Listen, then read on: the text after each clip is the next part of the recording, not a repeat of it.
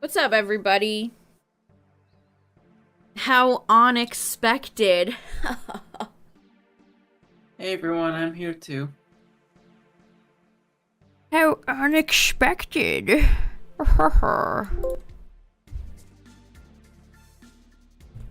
Also, I'm just seeing the Onix Dreamworld art. It's The person that very... Onyx never looks good. that the person that recolored it, I would make it. It's darker nowadays. It doesn't Yeah, look it's like it's that almost anymore. too light. Yeah. Look at that face. Just a black void mouth. What would you even describe this color as? I don't even know, but you're right. It's definitely like a darker green color.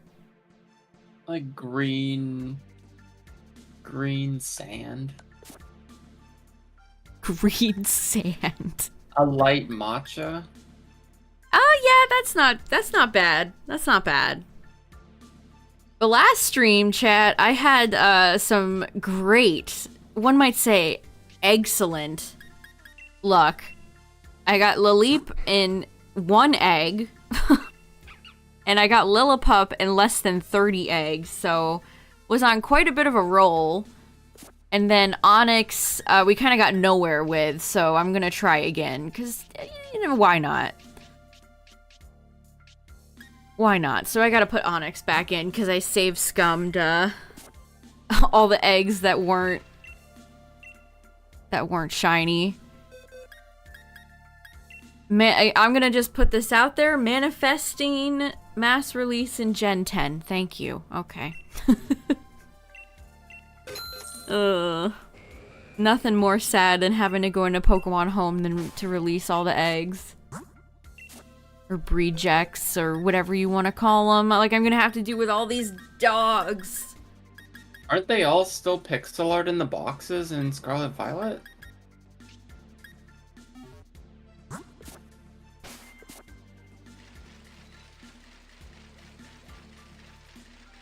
Or am I misremembering?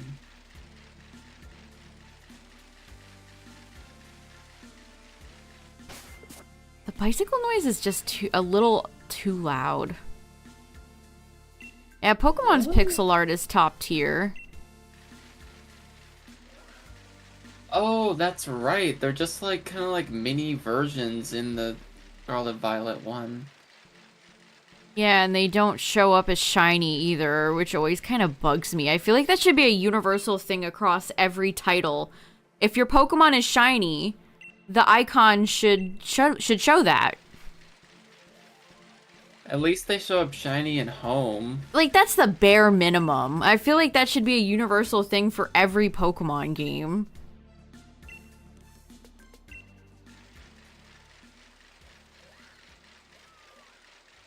But that's just me, I guess.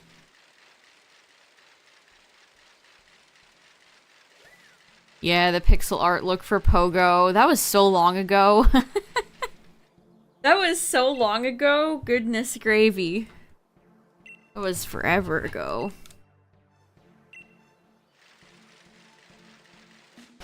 Alright, how many Onix? Need one more. Yeah, Let's Go had some really nice pixel art.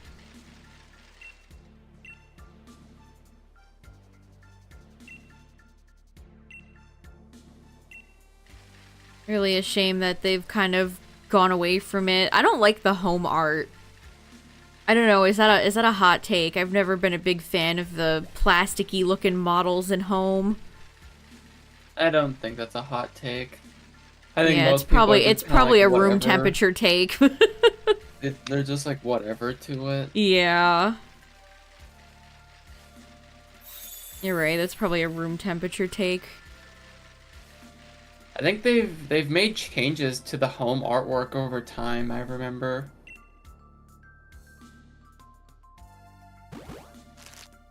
Yeah, home does show them shiny. Which, like, that just should be a given. Shinies are clearly something they know people care about. Yeah. I don't know. Shut up, Rotom. Oldest Pokemon take?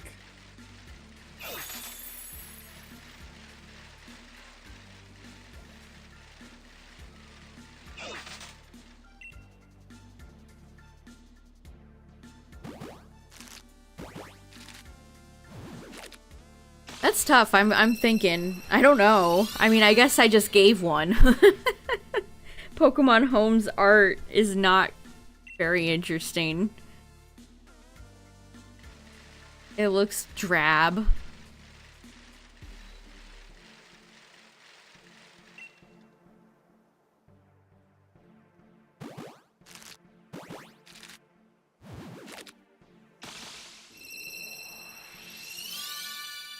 I don't know, on the whole I feel like a lot of fundamental Pokemon things most people can agree on.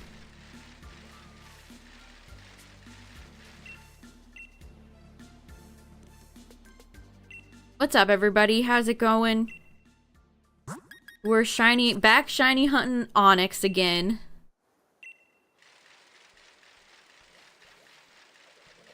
Having different shiny methods is good.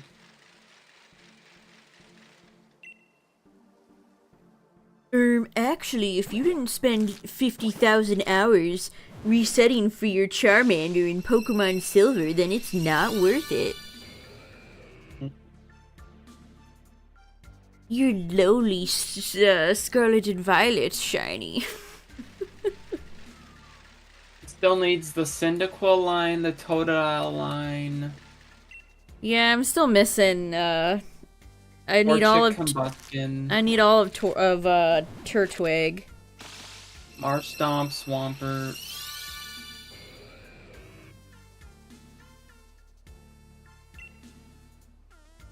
Oh, and you need Chimchar. Yeah, it's funny, I got 2 Monferno from PLA.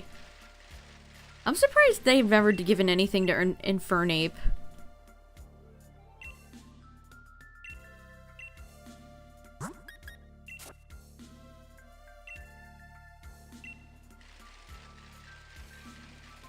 Getting a new bedspread always feels so good.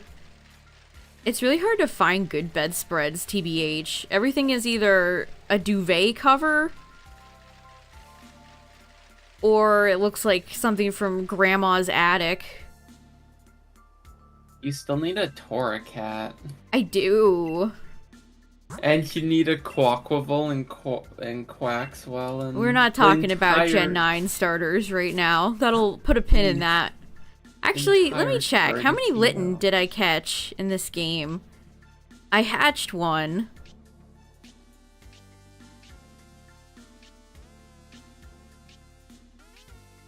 Oh, I only got one of Poplio and Litten. That's really... Why didn't I not go harder? I got 2 Rowlets.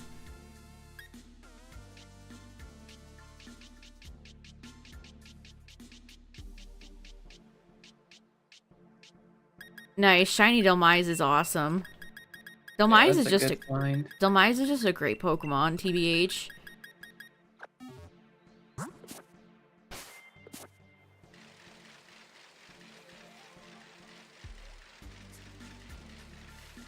The command is just exclamation shiny Dex.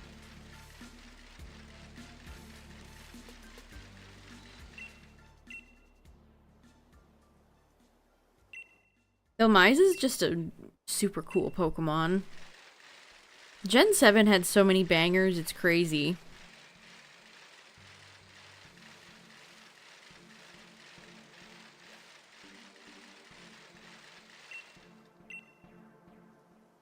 Is this song just repeating?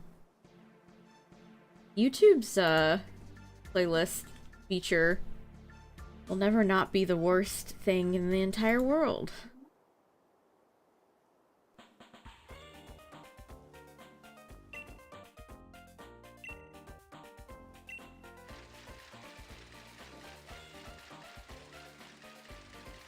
Yeah, the bicycle sound effect and Rotom are both, like, I wish I could just solely silence them. I don't need to hear Rotom's constant little noise. I really hope that we cut down on I mean, Gen 9 already has less of it, but... it's still there. The Rotomification of everything. Can I just say, chat, it's a personal pet peeve of mine. And this has happened, I've noticed this has happened with a lot of franchises. Is when, you know, the original Pokedex or whatever, you have a neat little fantasy device, like a Digivice or a Power Rangers Morpher. And then the modern interpretations are just, what if we took this cool fantasy thing and turned it into a generic cell phone? You know, because kids love social media. They love posting on the Facebooks and the Twitters and the Tumblrs. We gotta have everything just be a generic brick cell phone now. Awesome.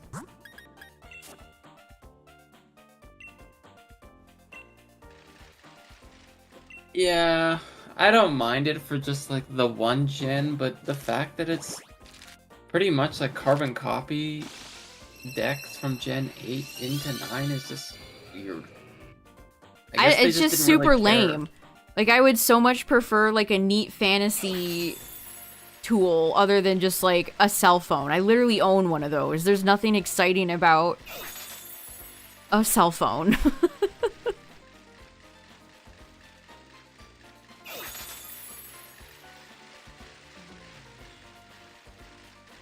Well, I'm sure we'll get a cool one for PLZA. What if they made one? What if they made a Dex for PLZA? I'm just thinking about the timeline thing, and it was like a telegraph. The Rotom decks made Rotom kind of uncool. I agree. Like, I have always really liked Rotom, but it's kind of gotten to the point where it's like, can you, like, skip a gen? I would be perfectly fine with Rotom taking a seat on the sideline for, like, the next 2 gens or something. Like, it's like, okay, we get it.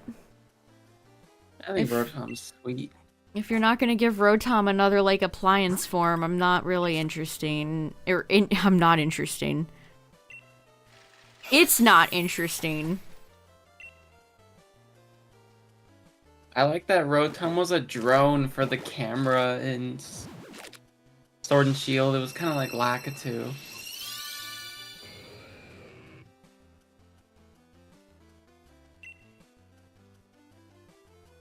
I feel like you barely got to see drone Rotom, though. If you're, like, not paying attention.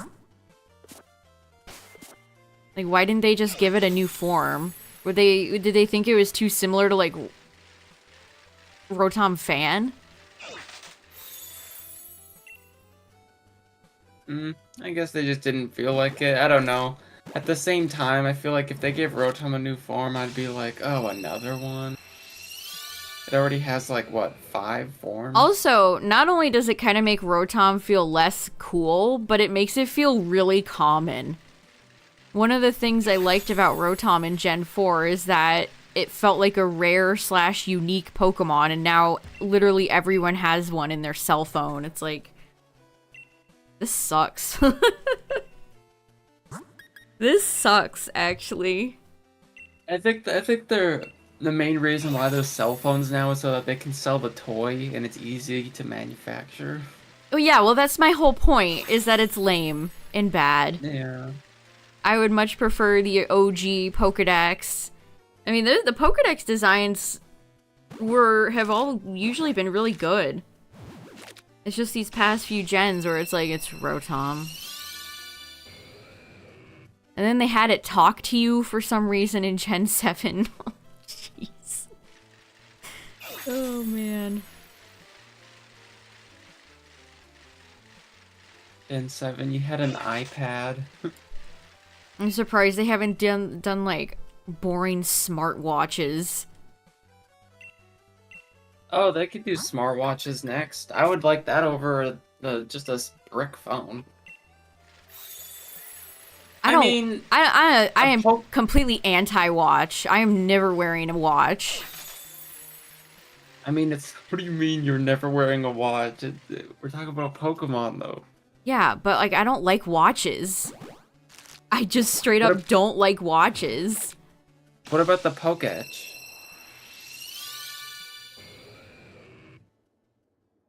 Yawn. Yawn?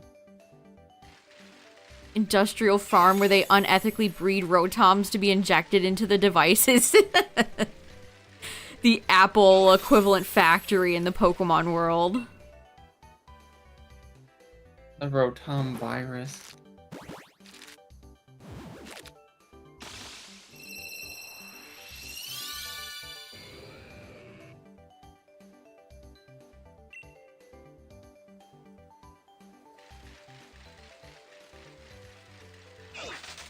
Ugh, I really wish I could silence Rotom completely. Like, I like hearing the egg hatch noise and Onix's cry, like whatever cry from the Pokemon egg. I don't need to hear my bicycle and Rotom constantly making its own cry.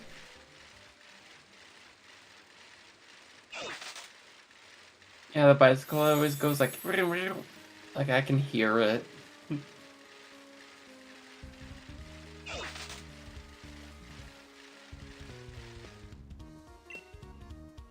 Yeah, it's like Apple just revealed their newest iPads and they're so thin. It's like, why does everything need to be like paper thin? Put a better battery in it and make it a little bit thicker.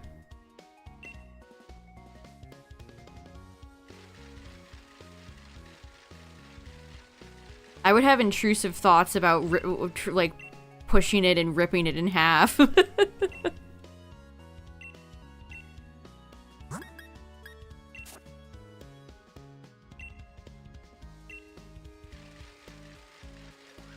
I would have been racing. The worst case tonight. of Rotom in the game, though, is in the Pokemon Center in this game. I don't know what they were cooking with that.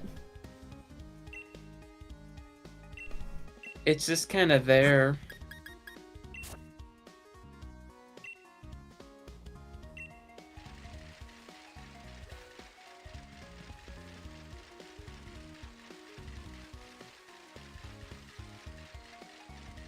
Yeah, Pokemon Center Rotom is really weird. And I don't know, I just don't know why they did that. It's so weird. What's up, Mirage?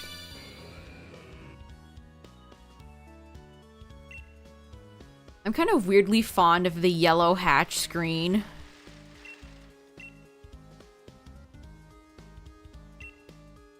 Are you nostalgic for it?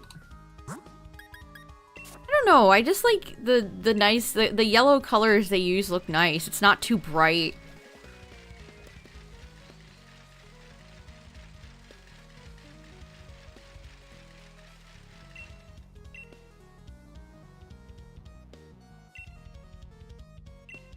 I still wish that was something I could select in Scarlet and Violet. If I could have the hatch screen.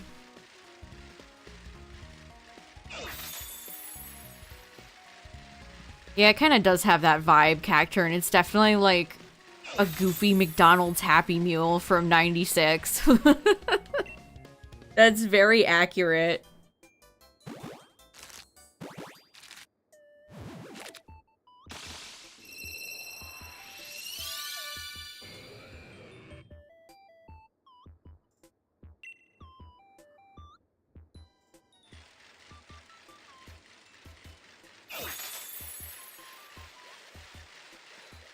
You should do a Rotom that's like a vacuum cleaner.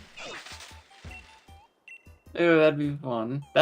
They should have made Iron Treads a vacuum cleaner.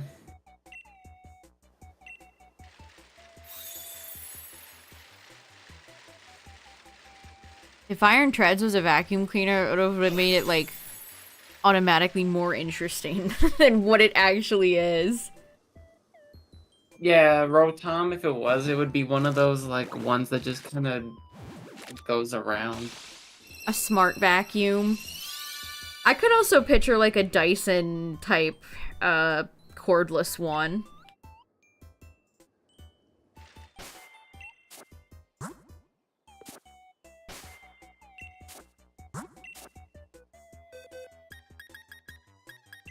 Onix's ginormous sprite is so funny. Alright, already filled half a box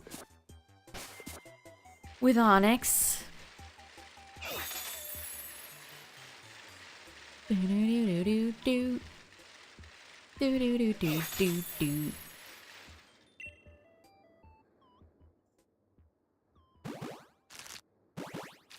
I don't know what other appliance Rotom could be that wouldn't feel redundant. Like, the drone was fun, but how do you not make it, like, electric flying?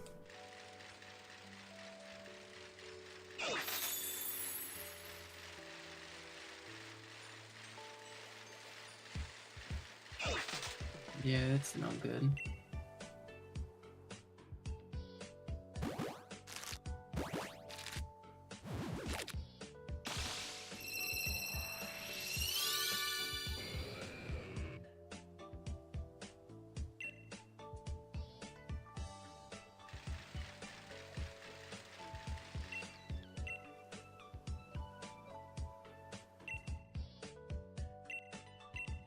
A Rotom translator? That's a neat.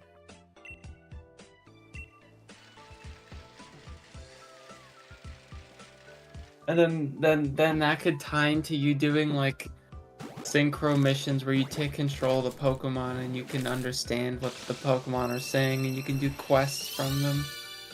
Man, NPCs in Pokemon games already have such generic deadpan dialogue. I can't imagine what they would have Pokemon say.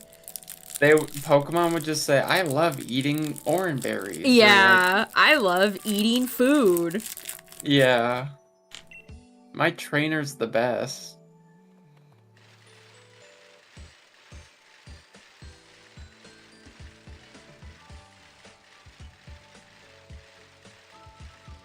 That's funny. That's exactly how it would go, without a doubt. I'm getting strong for my trainer. I love friendship and eating and love and friendship. Yeah.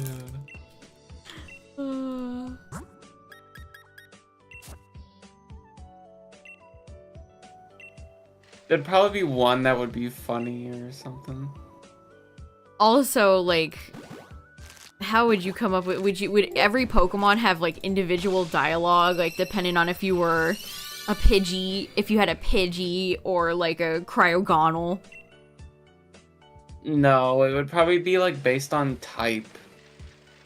So, like, fire types would be all, like, I'm blazing for a battle, or, like... Yeah, think of how many lines. They would, like, rival a Bethesda game if they had to type that many lines. Gosh, and then they would have to translate as well. That would be...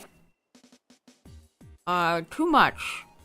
There's always, like, 400 Pokemon in every game now, so they would have to do 400 and then the extra...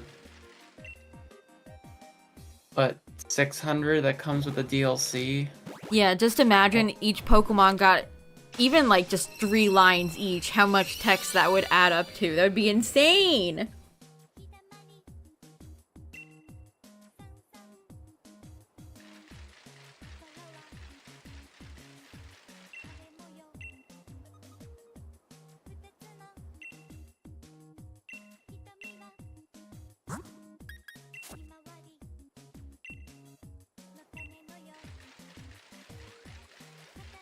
And you know, like, Pokemon like Psyduck and Charizard would get special dialogue.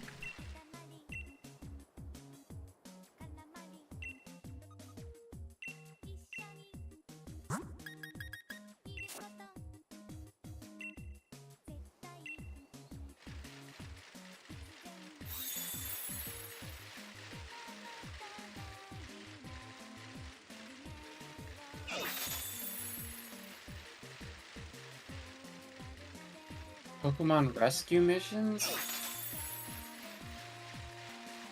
I guess they all talk in Mystery Dungeon.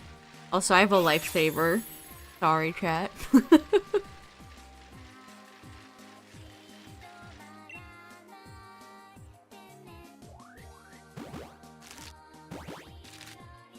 Did you see the art of,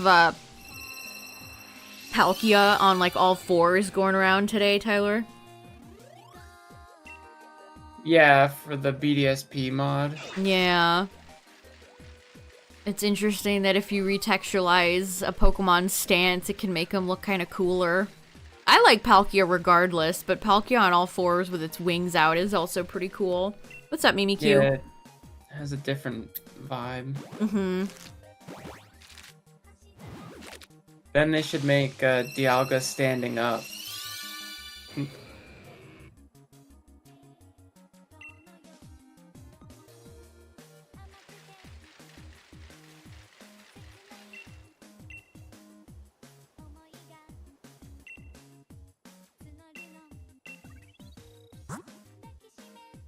Dialga's just permanently T-posing.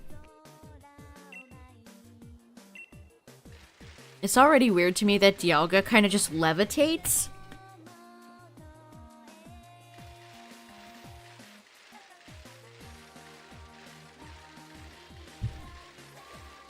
I guess it makes sense, but also it's still kind of weird to see. They all fly, all three of them.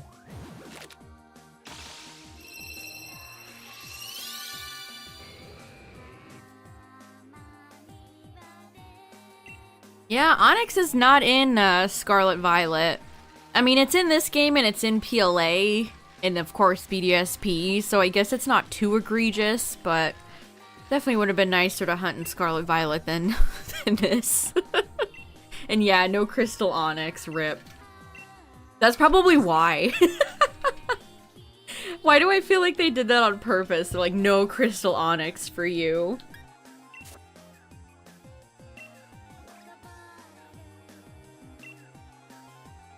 No Crystal Onix. That's one of those forms people will just never let go. They have to make it real. They have to make it real. Like if I told you the amount of Crystal Onix like third-party figures I've seen, people make like statues and figures of it. The people just won't let it go.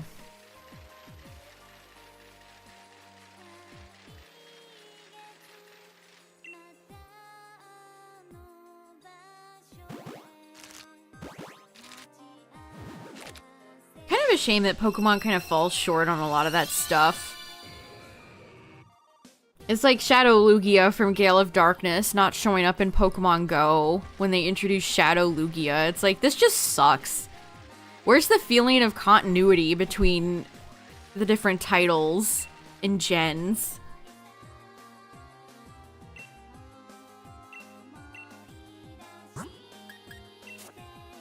And it's like, yeah, sure, Crystal Onix was an anime thing, but they've picked and they've done anime stuff in the games before. Like, I would take Crystal Onix 500 million times over Ash Greninja.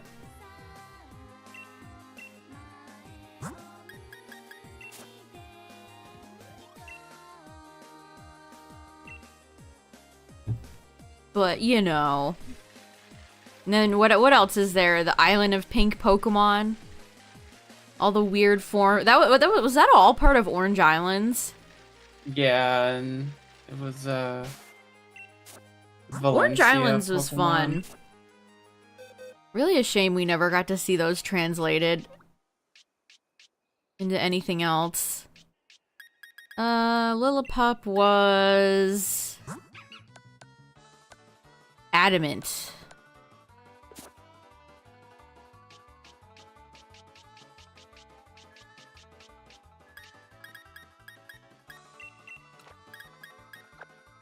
Alright, almost at 30 Onix. Jeez, that was quick.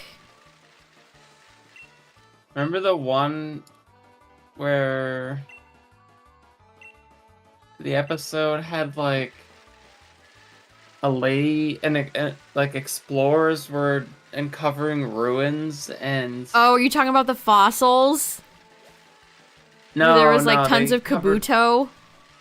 No, not that one. The one where they were uncovering ruins and there was like some ancient thing, and then Jigglypuff had these markings and was huge, and so was Gengar, and they had these like markings. I do not remember that.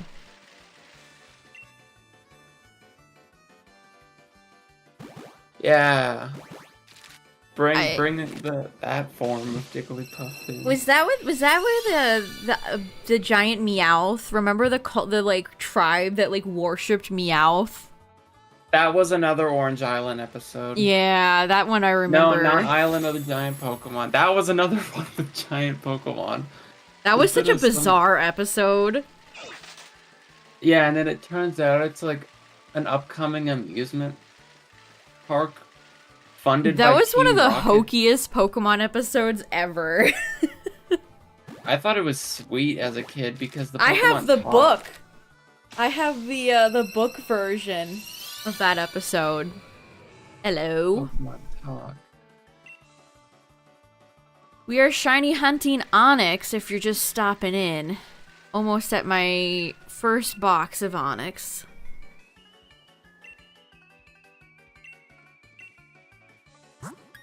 Yeah, they used to come out with like book versions of certain Pokemon episodes.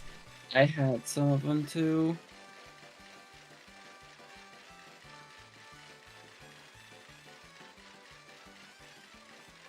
Man, I don't know the episode name of that one. The Ancient Puzzle of Pokemopolis. Giant Jigglypuff was then rampaging, then able to put a rampaging Alakazam and Gengar to sleep. Why is it worded like that?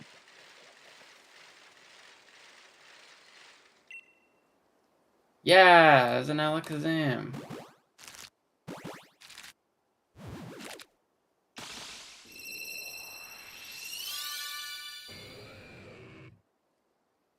Venustoise, the classic. Yeah, where's Venustoise? I bet somebody somewhere out there has made a Venustoise figure. That's the only way they can combine to take down Charizard.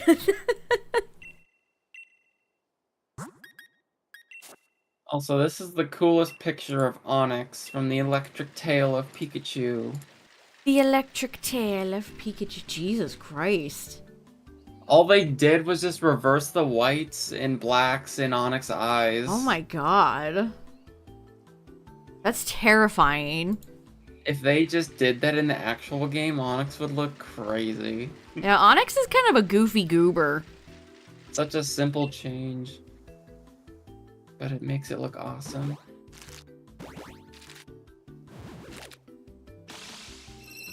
Yeah, it was pretty much just Blastoise with Venusaur accents on it. Venusaur's plant and like leaf thing.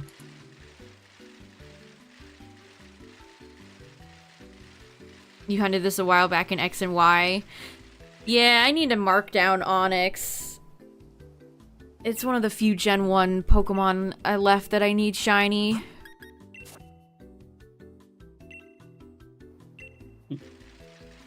Venustoise is under Bulbapedia's variant Pokemon list, and they have like Arbok because of all of its different patterns. Ooh.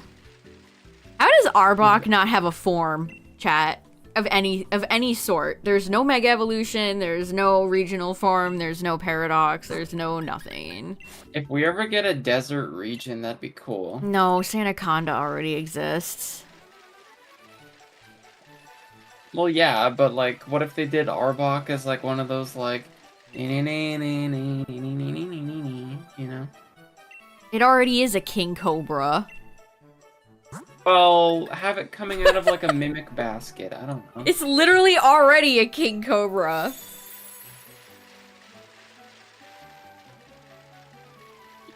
Shelter! Shelter!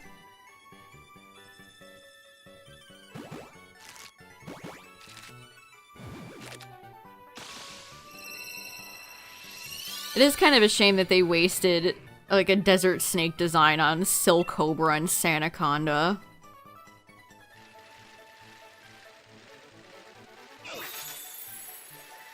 Golden Sudowoodo? That's not even like real. Golden Sudowoodo. From one episode, apparently.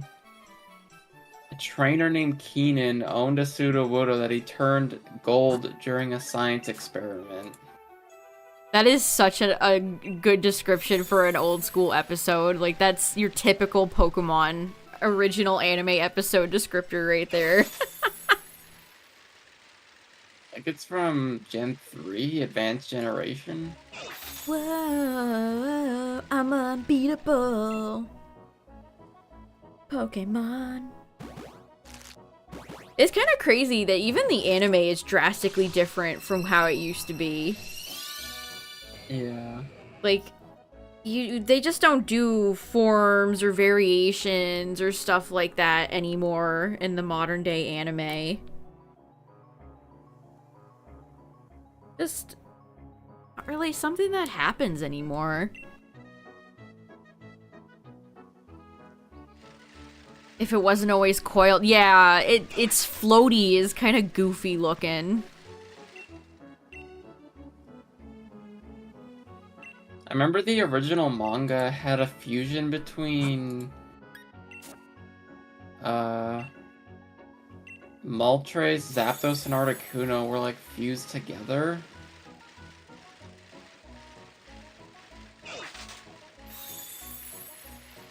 Bill is wearing a Clefairy fursuit. Bill would do that.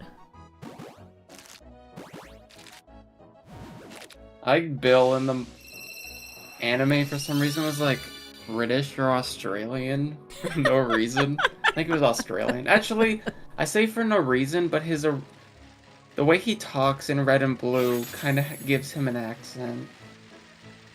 Yeah, speaking of Pokemon Red and Blue, chat, you want to know something absolutely buck wild that I literally just learned the other day? This is a bombshell. So, you know how Japan has Pokemon Red and Green, right? Well, we got Blue because of Red, White, and Blue. They localized it for that reason. We got the American versions. Yeah. That is actually insane. Why did they do this? Can you imagine how much easier everything would have been if they just stuck with green? I know. They did not have to do blue. That is actually insane.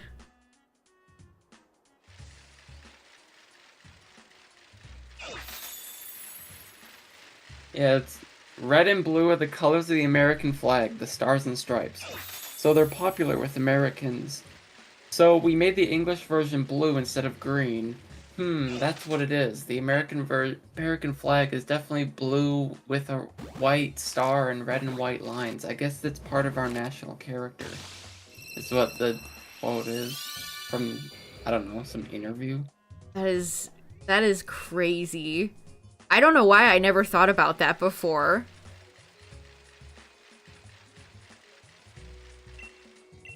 But that's apparently why we got Pokemon Red and Blue. Because of the flag. Got shafted. Yeah, Venusaur did get shafted. That's unbelievable.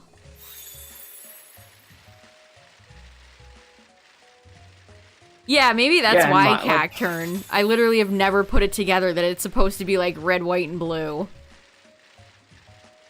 I guess when you think of like the opposite of red, you think of blue though, right? It's like fire and water. I don't know. Yeah, I do get that. But so is fire and grass, really. True. I mean, when you think fire is the opposite of water, what franchise do you think made that thought form in your brain? This one. Pixar's Elemental. Oh yes, of course.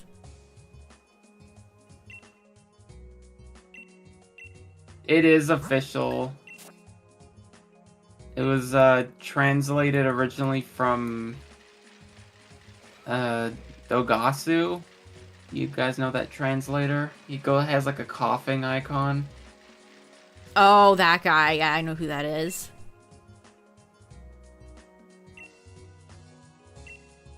They have a whole thing on it. It's called Pokemon Story Chapter 3 America. It's really weird to think about. They thought that they needed to have a completely different version to appeal to us. It's a long PDF, but if you guys want to check it out.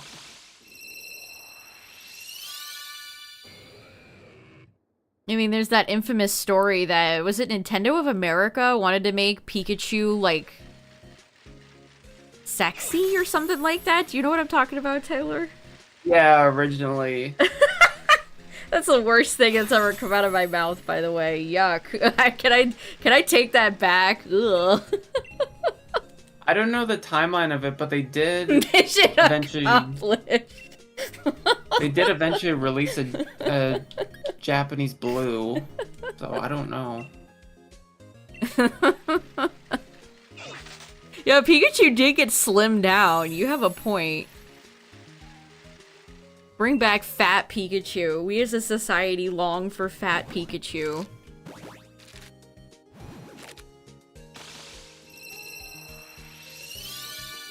I mean, it's no coincidence that G-Max Pikachu is one of the best things that Pikachu's gotten in a long time.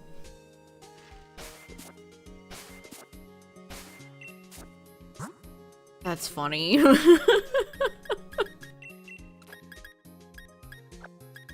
That is.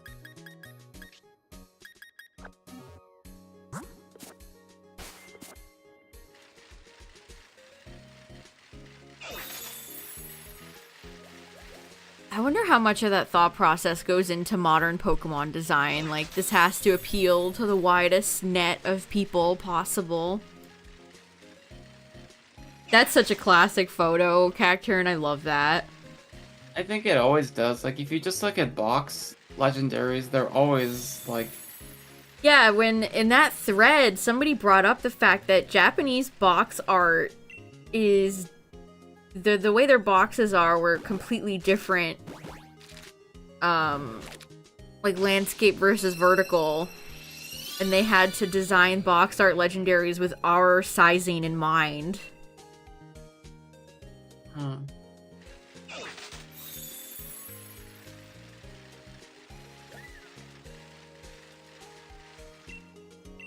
Which, why do you think Nintendo did, like, that's on Nintendo for changing, like, the box size.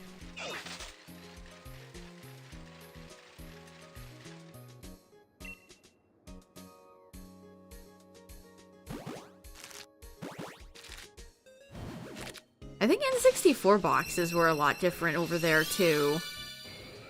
Yeah, I think a lot of the boxes we have in the West are, like, just bigger. No, I think it's the opposite. Really? I think theirs were taller, and ours are probably wider. Oh.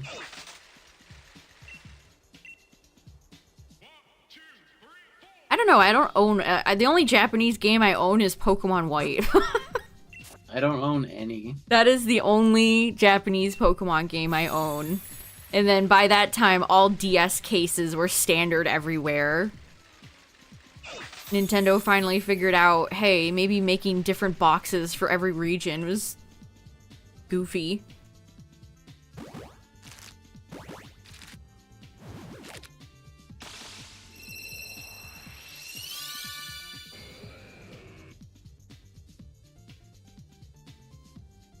That was so much fun playing through Pokemon White in Japanese. That was back during the dark days, chat, where games didn't come out simultaneously all over the world. We had to wait many months after the games came out in Japan. So I imported Pokemon White.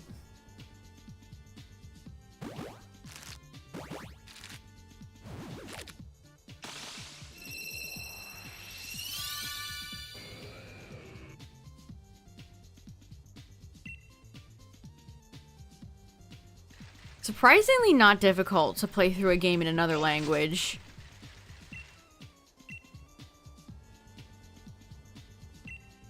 Like, I definitely had I remember I had Cerebi open to help me with, like, level up moves and stuff, but honestly, just looking at just hearing sound effects and seeing how much power a certain move has, you can pretty much you could piece everything together. That article I linked has this super interesting stuff in it. It says, like, they brought the games to the US and the employees were playtesting it, but the reviews were not great. The game's poor reception, this is talking about Red and Blue, was due to, first and foremost, how long it takes for the games to get going. In quotes, well, for starters, we had always believed RPGs wouldn't really take off in America. But then on top of that, it takes even the fastest Pokemon player about 10 hours before they really start to have fun with the game. Most users just don't have that kind of patience, you know? And then another person said, oh, I thought the games were 100% going to fail.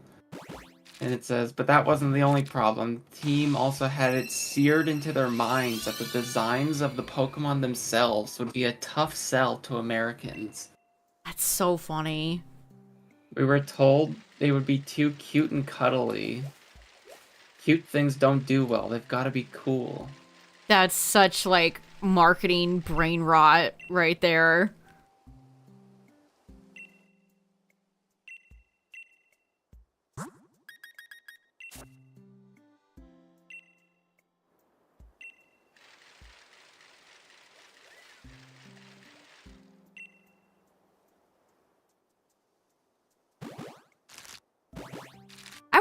How does Pokemon take 10 hours to get going?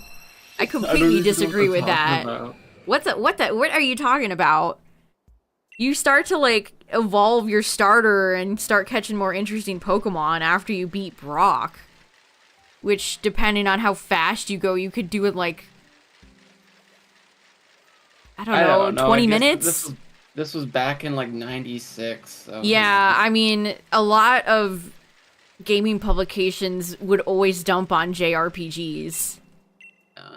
So that doesn't surprise me that spooked them. But that's still, like, a lot of them were still popular.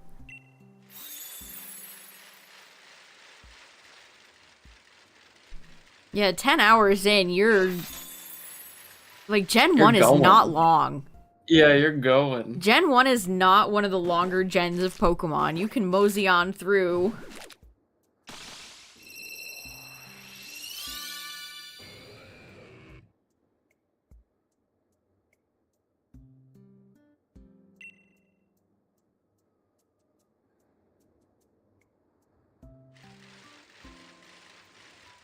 Oh, that's a good question. What is the shortest gen of Pokemon? If you don't go out of your way to grind and you just go all the way through, what gen is the shortest?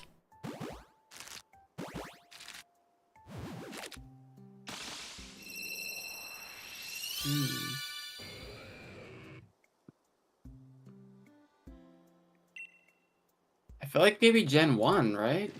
Yeah, I feel like it is 1. Definitely not 2.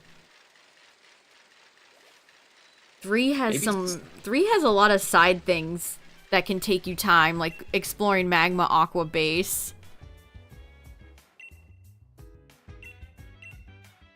Yeah, X and Y starts off with really good pacing, and then after a while you just literally every town is a gym and suddenly you're done. Suddenly you're going into Lysander's creepy cafe and boom, there's Xerneas or Yveltal.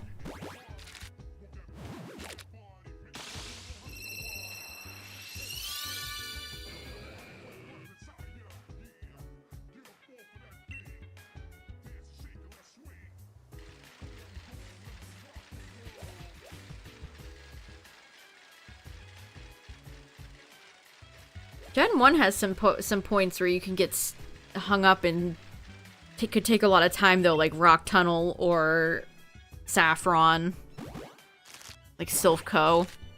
Yeah. Seafoam. Yeah, Victory Road.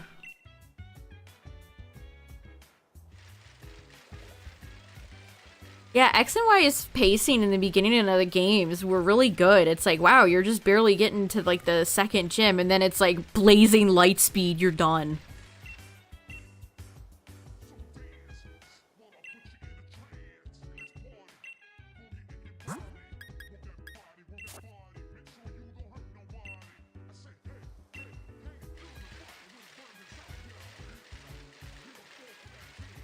It's really too bad that there's not more like side missions or just other things to do than beating gyms. Especially in this game in Scarlet and Violet.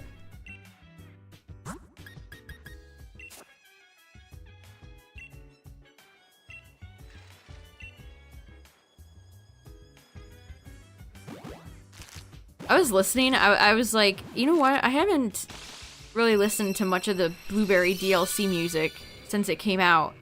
And so I was listening to a few of the tracks earlier. The theme of fighting Kieran, kind of a flop, I don't know. I don't know if I love Terapagos's fight theme either. I don't even know it, honestly. Yeah, that's why I was going back and revisiting some of the old some of the tracks from the DLC. The best part of Pokemon games are the exploration and not the gyms. Yeah. The gym is like your little prize at the end. You explore, you fight all the trainers, you get all the items, you do the puzzles or whatever, and then you get to fight the gym leader. It's like your little cherry on top.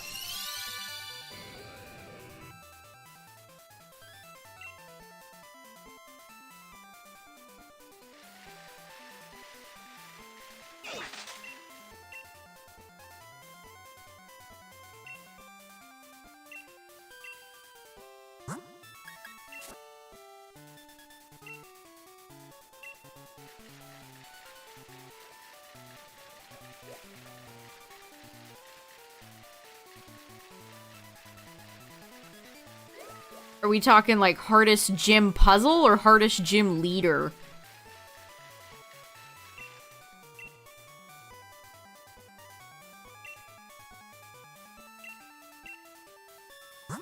Sabrina's awesome. I love her. All the Gen 1 gym leaders are so great.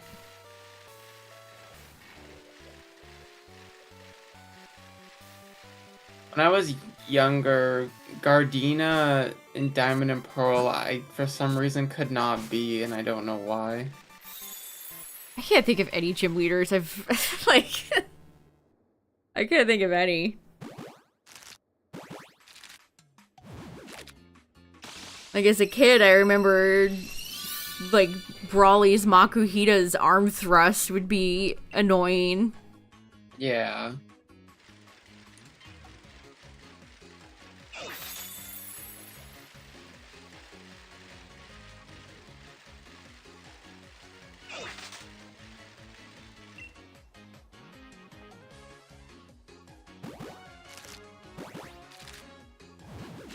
I don't know, maybe it's just because I always like to have diverse teams with lots of type coverage, or maybe because I fight all the trainers.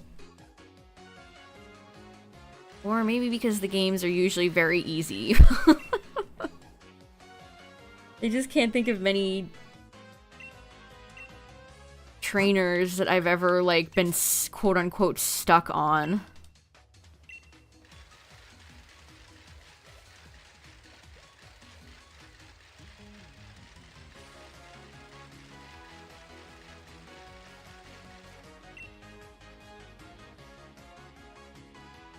A Mario Kart game where you ride on Pokemon instead of carts. My tinfoil hat theory is that they would never do this because of Mario Kart. That'd be awesome. A Pokemon racer. Be sweet. Mario Kart is one of Nintendo's top dogs. That's probably why we don't get F-Zero or any other racing games out of them, because they want all those sweet, sweet Mario Kart bucks.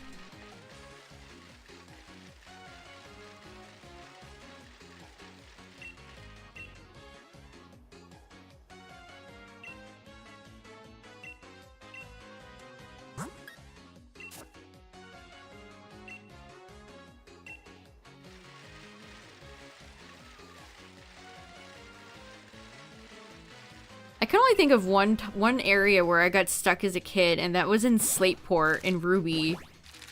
I couldn't figure out who to talk to get the aqua magma grunts out of the way. Didn't realize I had to go into the warehouse, that big warehouse building, and talk to the captain. Yeah, Gen 3 had like when you go up the mountain too, like that part I was like, oh wait, where do I go? Wind Waker HD port on Switch. How have they not ported those to the Switch yet? That's wild. Wind Waker and TP.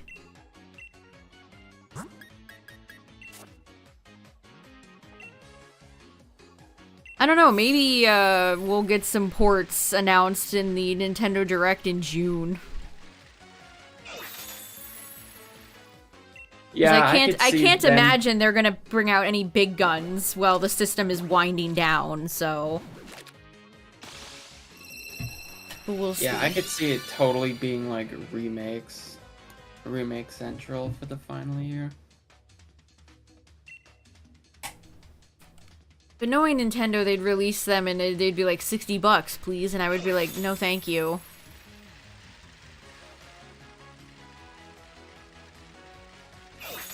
Nintendo gets a little too cute charging money for some of their games.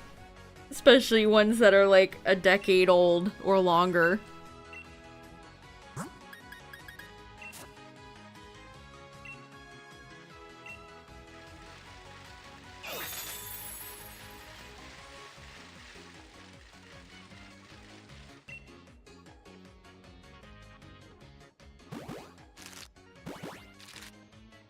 This year would have been the perfect year for Pokemon on NSO, or is just games you could go in and purchase, but, you know.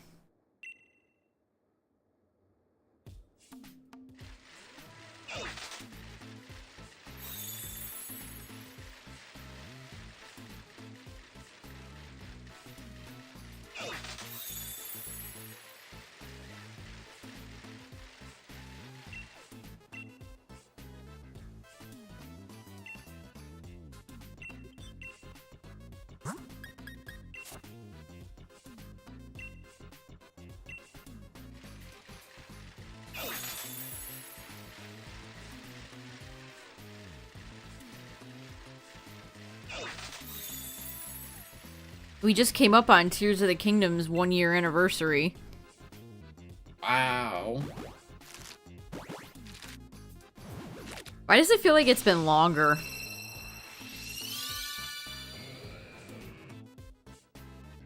I feel like it came out this year.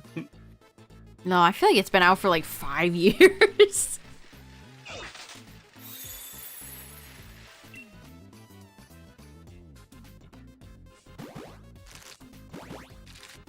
They might cook with the Switch too. We'll see.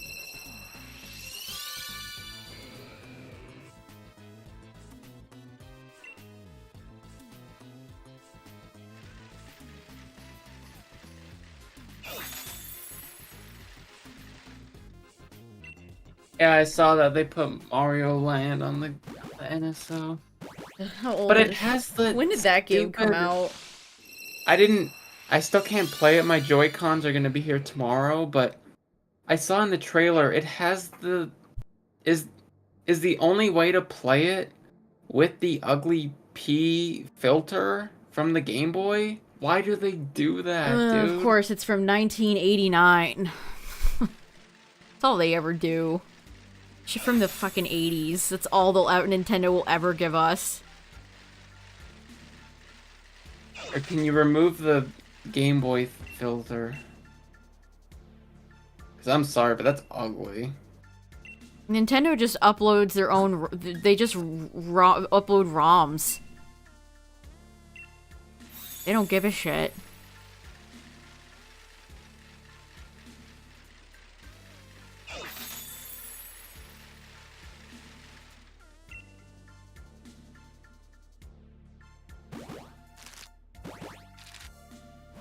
Wasn't Pokemon on the 3DS also had like a filter on it? Yes, it was really ugly. Yeah.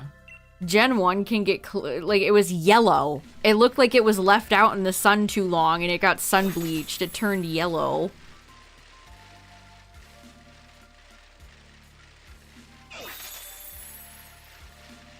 You think Nintendo would care about preserving their classics and making them look nicer, but they just don't. In my mind, like, just put it on the Game Boy as it would look in the Game Boy Color, and then you can pick if you want it to look a certain way. Lag football game from 1990.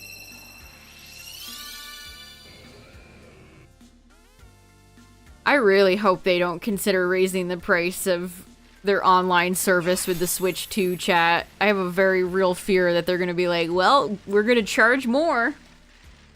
Yeah, I don't. Because everybody else is. I don't think they will.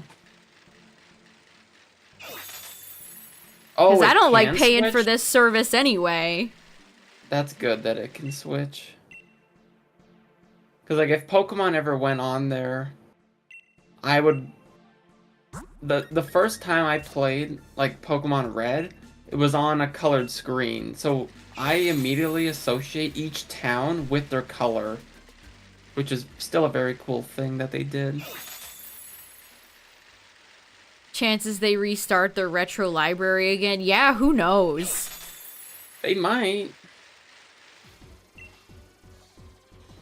Nintendo just came out yesterday and said that they're gonna keep supporting physical games.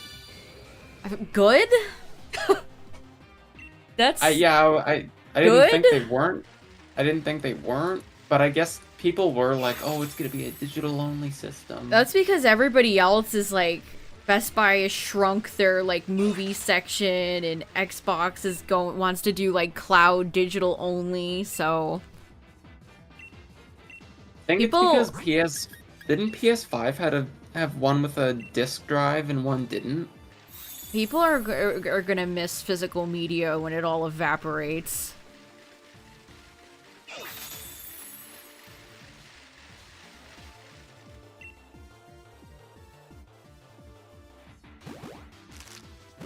Yeah, Microsoft is bleeding out on the floor right now.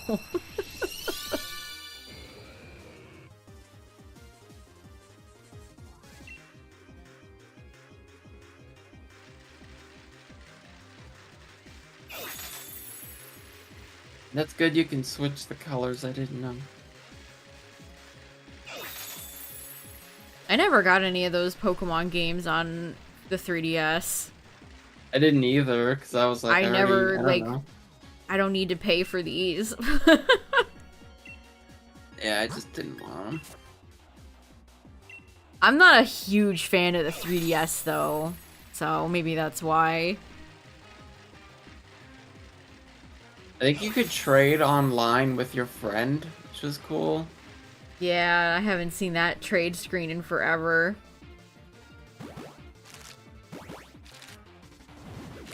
I know they added, like, filters to, like, the flashing moves. Which, I mean... I don't know if that really needed to happen, and then... I think It's they also Pokemon, changed... who has a notorious history with a very bad flashing incident. Are you for real, Tyler? That episode came out before the original games, and they didn't change it back then. What? Came out before the original games. What are you talking about? Before the games were localized, that episode came out. That Porygon episode. Ow. I mean, who's playing their 3DS on a TV? It doesn't fucking matter. Pokemon had a incident that almost ended the company with that Porygon episode. They're gonna be super careful with flashing lights. Like, who even cares? Why do they even bother? Are you fucking serious? Are you stupid? You have paste for brains? Chill out. Come on. Of course they care. You go back and you recount stories people had about that Porygon episode, and it's they go over it like it was like it was bad. That almost ended Pokemon. I don't think people realize how bad that was. I think the only other thing was they changed Jinx, but in yellow, I think. She's like purple now, but I don't know, I think it looks good.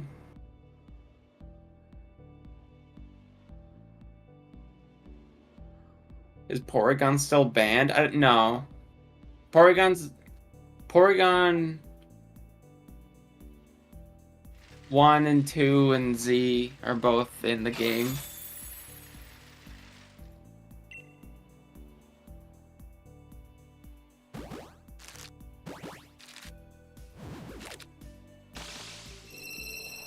Porygon did nothing wrong. It wasn't even Porygon's fault.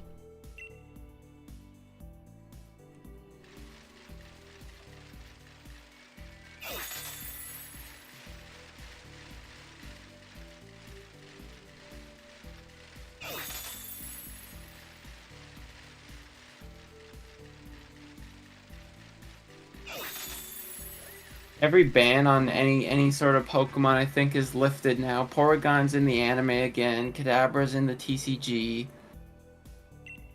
The Kadabra thing was so bizarre. I don't know why Pokemon respected that guy at all.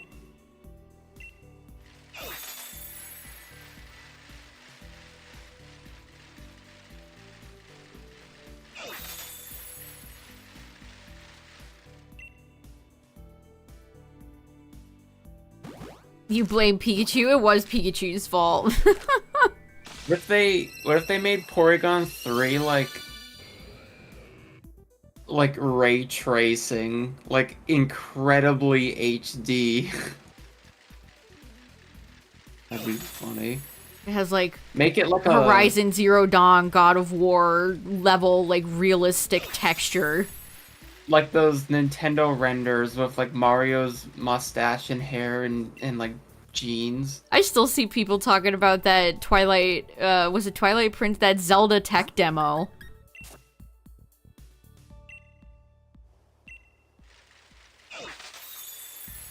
That had those, realistic, I mean, that tech demo still looks good, TBH.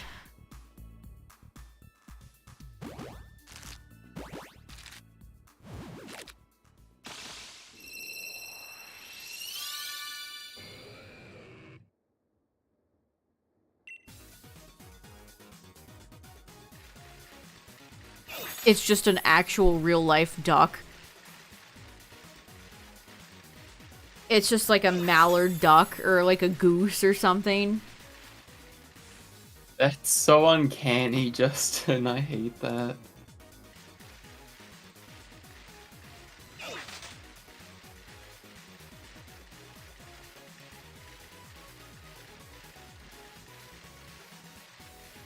What is that? What is that even from? Is that from Boom? Lost World? It looks like it might be Unleashed. Colors? I don't know. It might be fan-made. I don't even know. I saw a clip of Eggman, like, going apeshit on a monitor today, and I guess it was from Lost World, and it's like, what is even happening? What is happening in this game? No one played those games, I swear.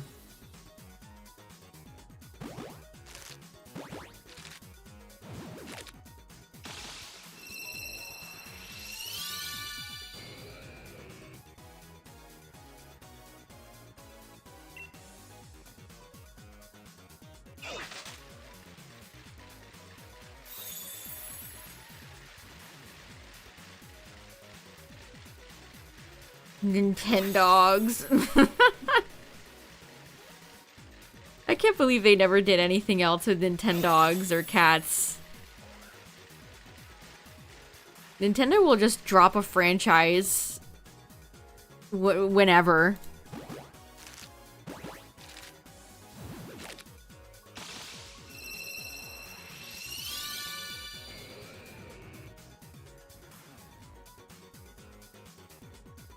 Ugh, I hate Eggman's annoying little robot characters.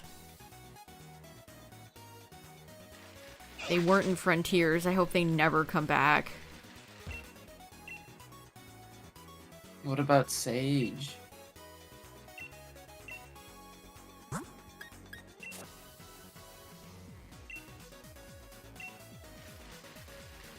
His epic sauce robot daughter? Who died, but then... Just kidding, because of course.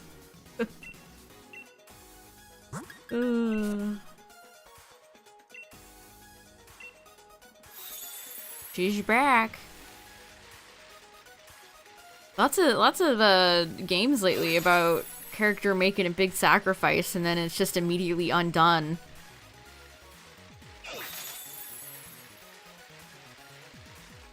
What one are you thinking of? Here's the kingdom. Oh.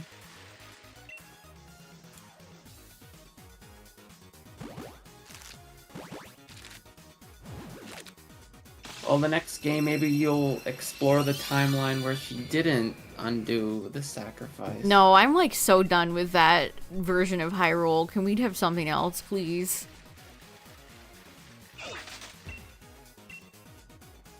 Please, anything else.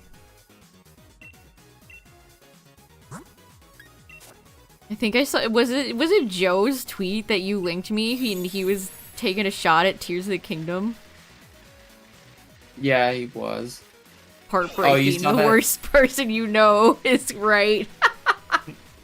You saw that too, Justin, about how Breath of the Wild might get like a remake for the Switch 2 at launch.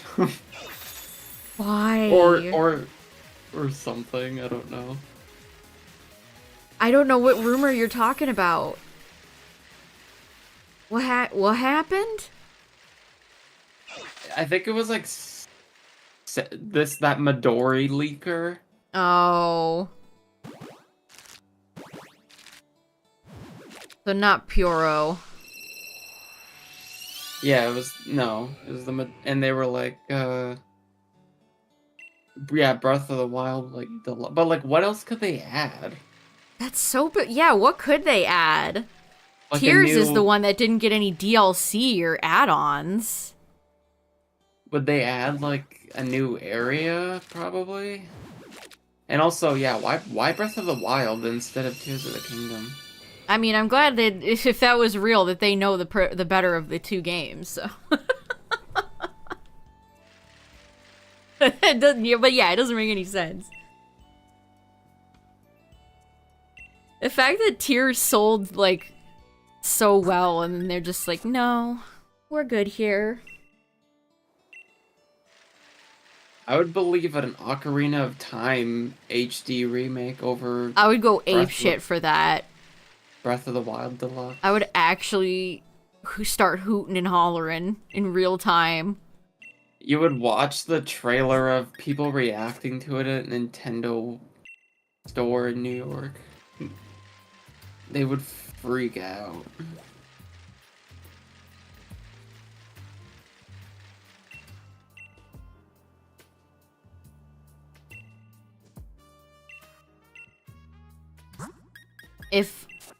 If I could somehow, you know, the dream scenario would be that they would release Ocarina, like, HD remastered, and then have, like, the Light Temple.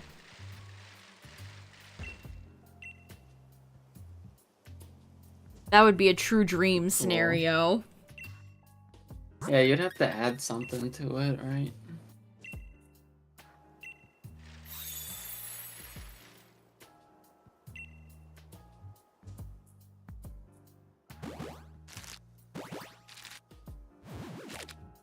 Here together. I don't think any GDQ thing will ever top that ever. Like, that was it. That was the peak.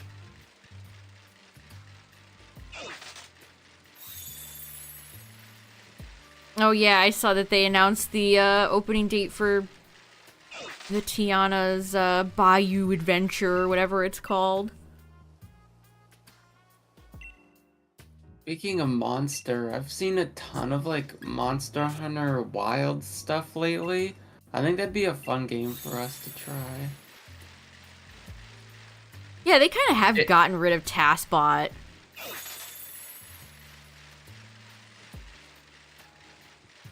Now it's just like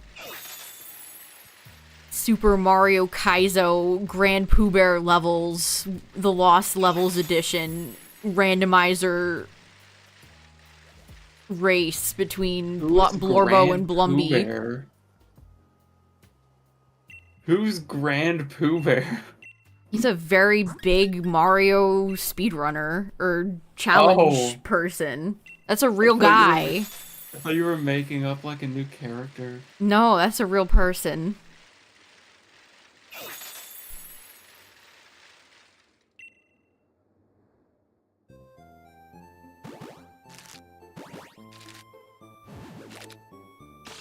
The Princess... Tyler and I watched The Princess and the Frog like a year or two ago. It's fine. Good for kids is my review.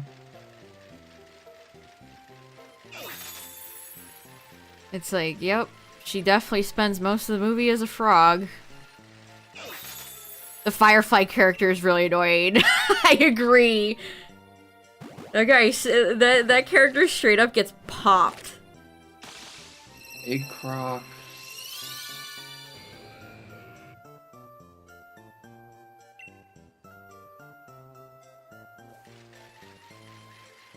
Hello. Yeah, I think that's one thing that brings the movie down. That side cast of characters are not really that likable. Alright, let's see. 1, 2, we're on box 3 for Onix, chat. We're getting there. When has anyone ever hatched this many Onix? Never been done before. We're breaking new ground!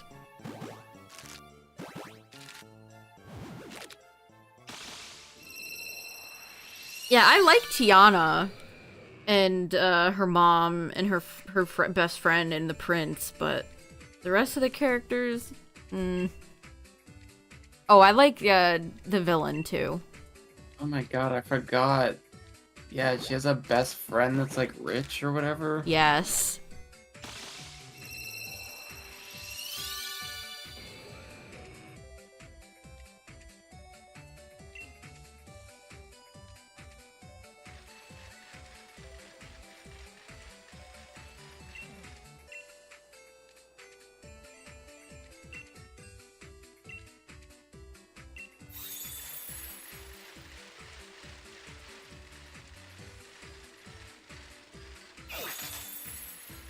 Kind of a shame that I think the ride is identical for both land and world, which I always like, what a missed opportunity to make them slightly different.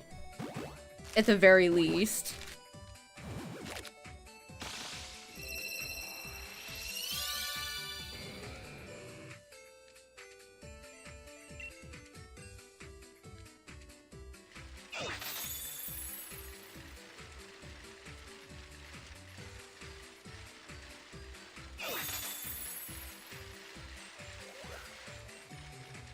Is it easier hatching in Sword than Scarlet? I don't like Masuda Method in Scarlet and Violet at all. Personally, and Onix is only in Sword and Shield, so I take the time in Sword and Shield to do Pokemon that I can't get in Scarlet and Violet. I could get Onix in PLA as well, or BDSP, but you know. That's my coldest take I was looking for. Yeah, it really is. Masuda is unbearable in SV. I detest it. They turned it into like a boring.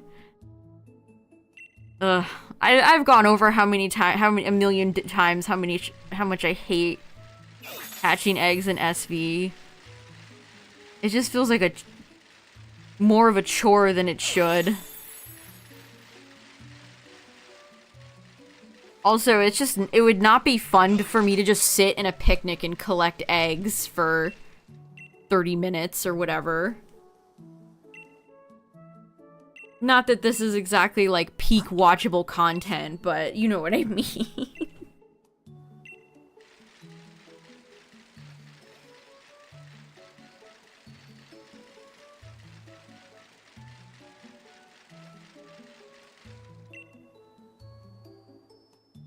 Yeah, and like you can't check your timer on your sandwich while you're in a picnic.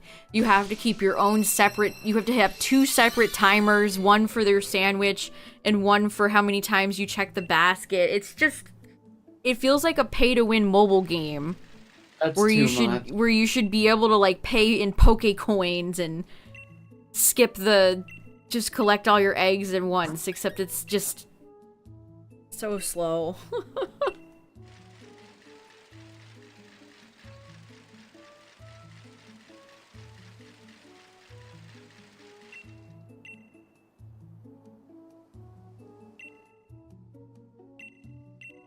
I think they'll try something new as well in the next game. Like, I don't think it's gonna go back to how it was before. I think they'll do another new spin on it. Just bring back the nursery lady. I don't care that I can hatch eggs anywhere if I have to sit for 30 minutes and be stationary and collect eggs out of a basket. And then, again, the fact that you literally cannot check your sandwich timer when you're in a picnic is so stupid.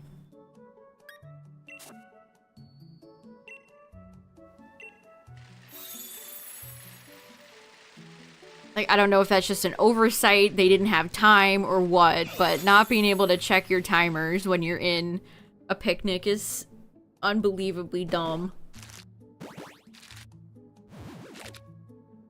Yeah, for a lore reason, it's not like your Pokemon doesn't eat the sandwich, right? Yeah, it's not like these wild Pokemon are eating the sandwich. I get what you mean. Or like if your own Pokemon was eating it at the picnic, it could be like, oh, if they eat the sandwich, it attracts the scent of other. Oh, maybe because you cook the sandwich and you're eating it, the scent of you cooking it attracts the shiny Pokemon. Or is that a justification for them? Is that cope? Yeah, I want to see Lady folding arms again, or old man standing one space in the middle of the road to tell you that it's egg time.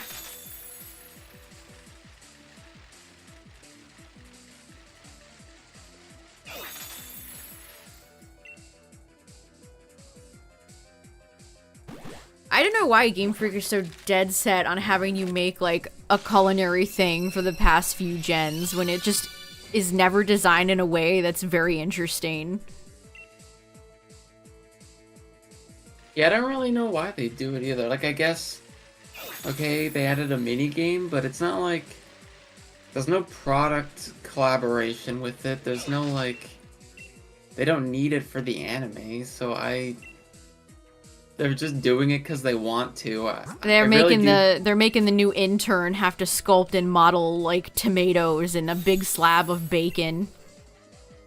I really do think it's just part of their like, oh, we want to like research this sort of food and it creates some sort of quote depth to the mechanics. I don't know. Cooking hasn't struck gold once. Yeah, it's.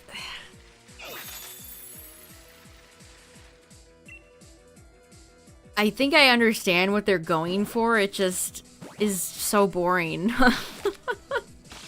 And then, of course, you have the goofy eating screen. If they remade Black and White, would you guys want to do, like... No. You know those games you used to play as a kid with, like, ice cream scooper, and you'd have to, like, do the order and scoop the right ice cream? What if they did that, but you could work at the Castelia Cone booth? And it had the same effects as, like, sandwiches, pretty much.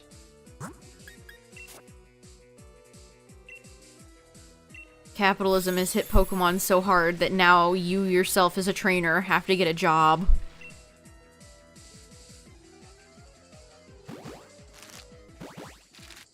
There's ways to make mundane tasks fun, like you know, things like Power Wash Simulator, all the different simulators for fun things like that. House cleaning, house designing. I just don't think Pokemon would ever have the sauce for that. You never played those games as a kid where it's like, oh, here's your... I want a chocolate scoop and a vanilla scoop, and then you, like... I mean, that's pretty much what sandwich making is. Yeah. You have to use specific ingredients for specific effects. But it's stupider because you somehow lose points if your big slab of bacon falls onto the table for some reason.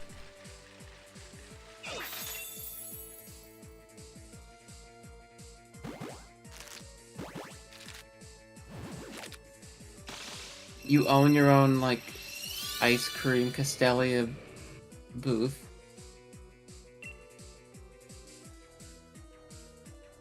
You can become the mayor of Castelia. Yeah, you lose points if it falls onto the plate. That's normal.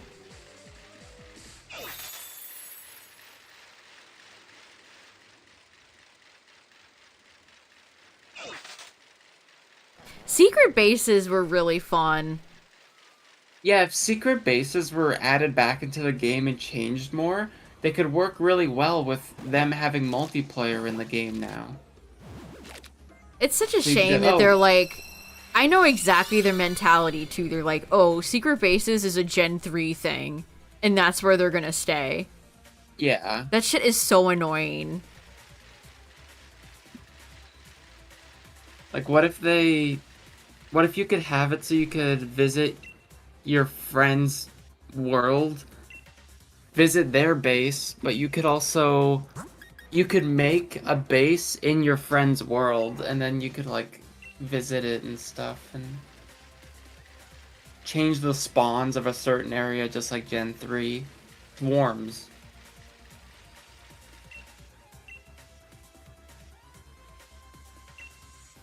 Yeah, I've always been super fond of secret bases in Gen 3, and then they've just never done anything else with it. Like, imagine you could have your own, like, plot of land, and you could have, like, berry farms and renewable item resources you could put on there, kind of like the berry farms in PLA. It would Yeah, draw like- in the cozy crowd. The Diamond and Pearl bases, the best thing about them was the Wi-Fi, but the fact that you can only have them underground and not, like, in the world is just dumb. Yeah, that was half the fun of secret bases in Gen 3. I always loved making my secret bases outside Fortree and those over by the waterfall because it felt secret. Yeah, the leap thing is crazy. I still can't believe it.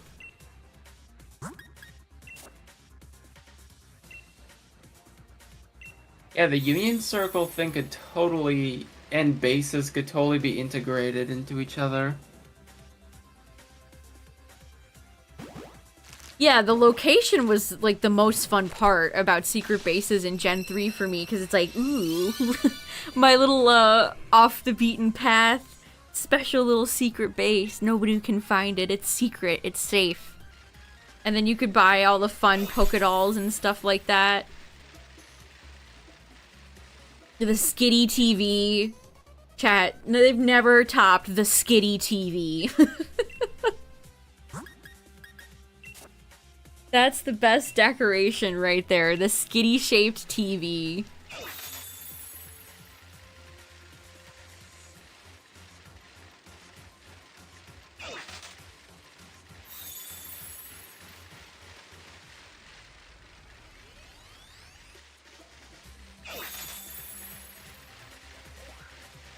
Pokemon Channel had a lot of fun Pokemon-shaped TVs, too.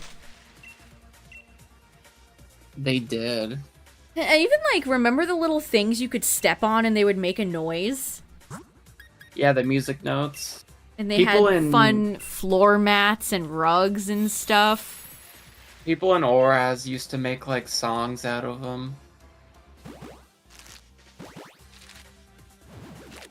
That's definitely something they should have refined throughout every new generation, and they just dropped it. Because, of course. The BDSP secret bases are so lackluster. They have those Yeah, they're ugly type statues. I'm not even sure why they bothered. What's up, Silver? Hello.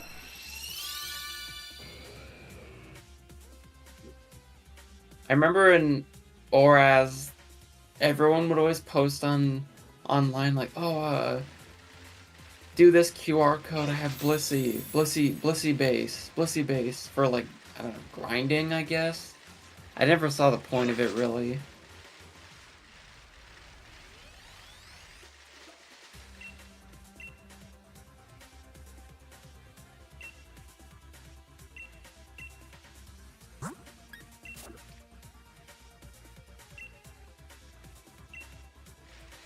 Yeah, it did, but I just meant for me.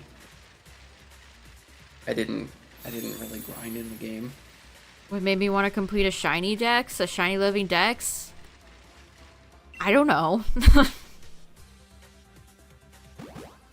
Just cuz, I guess? Content.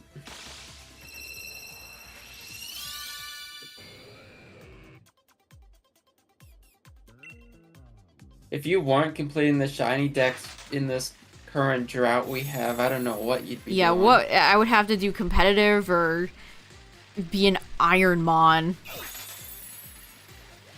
Spend all my time resetting in the lab. I'd still love to see you do competitive again.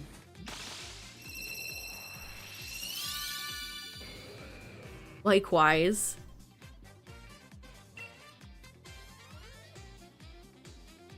Cheeseland is goated. Cheeseland from Mario Kart? Yes.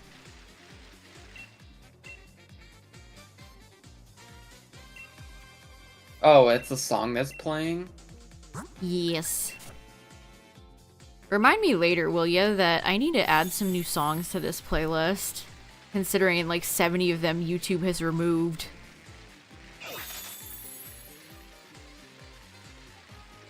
It's hard to find new songs for playlists because if you look up like other playlists, a lot of them just use the same songs. Well, if you look, a lot of them are like 30 minutes. And it's like, I don't need a song to repeat for 30 minutes.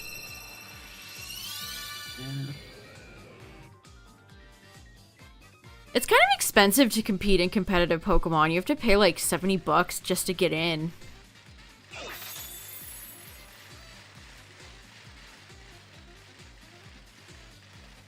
They don't do it. I don't think they do a ton of regionals even around me. So it'd be a drive too. Or a fly, more like it. Yeah.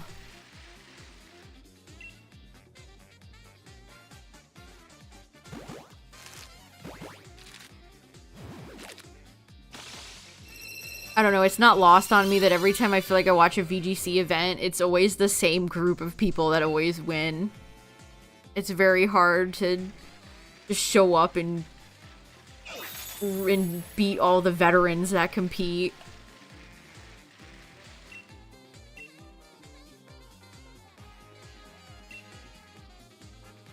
Zamazenta won the last VGC event, by the way, chat. Zamazenta stonks are on the rise. I'll admit, it does bring me joy seeing Zamazenta be better than Zacian. Zama got nerfed apparently too. Yeah, they both have their abilities only activate once. But Zama got access to like body press and a few other moves that make it actually very good. Zamazenta weigh a lot or something? Yeah, I root for new players too. Oh yeah, I guess so.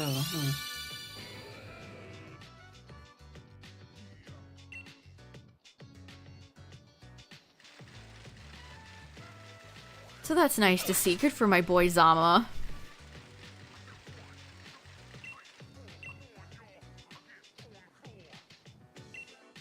I don't really like Calyrex, like ice. I don't know. The Calyrex riders feel kind of like cheese.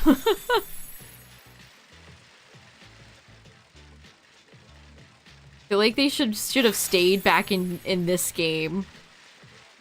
Calyrex and the horses should just stay as separate Pokemon. I think they definitely do seem like a Pokemon that wouldn't have carried forward.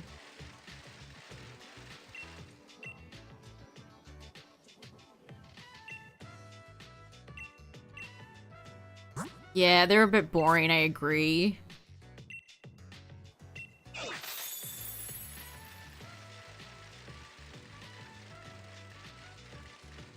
Yeah, exactly.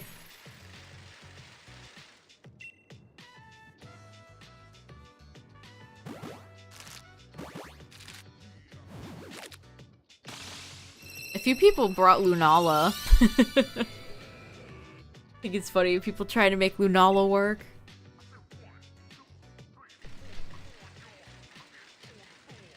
It's like Glacial Lands. Glacial Lands, Glacial Lands.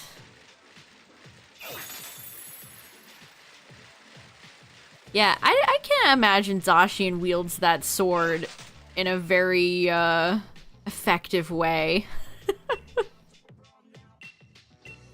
Try picking up a ginormous piece of metal with your jaw and swinging it.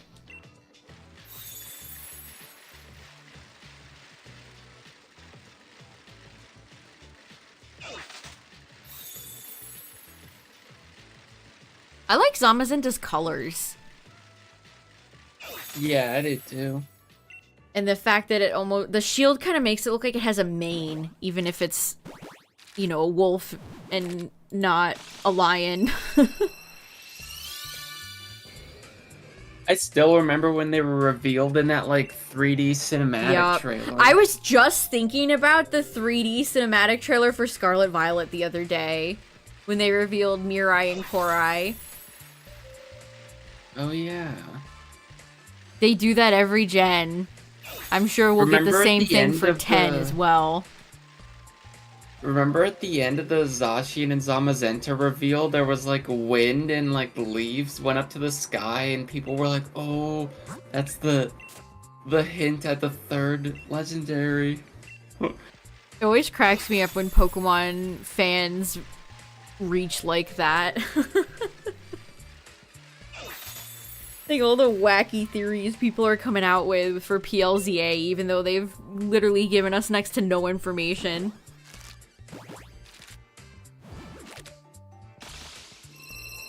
Yeah, Korai and Mirai were on like the mountain and they did the camera like panned up and you got to look at their faces. Yeah, that's right. And then it was like Pokemon Scarlet, Pokemon Violet. I like they've been doing that recently. They did that with Isle of Armor and Urshifu, remember? They were like standing. Yeah, they did the Gigantamax form. They should keep doing that, I think it's fun.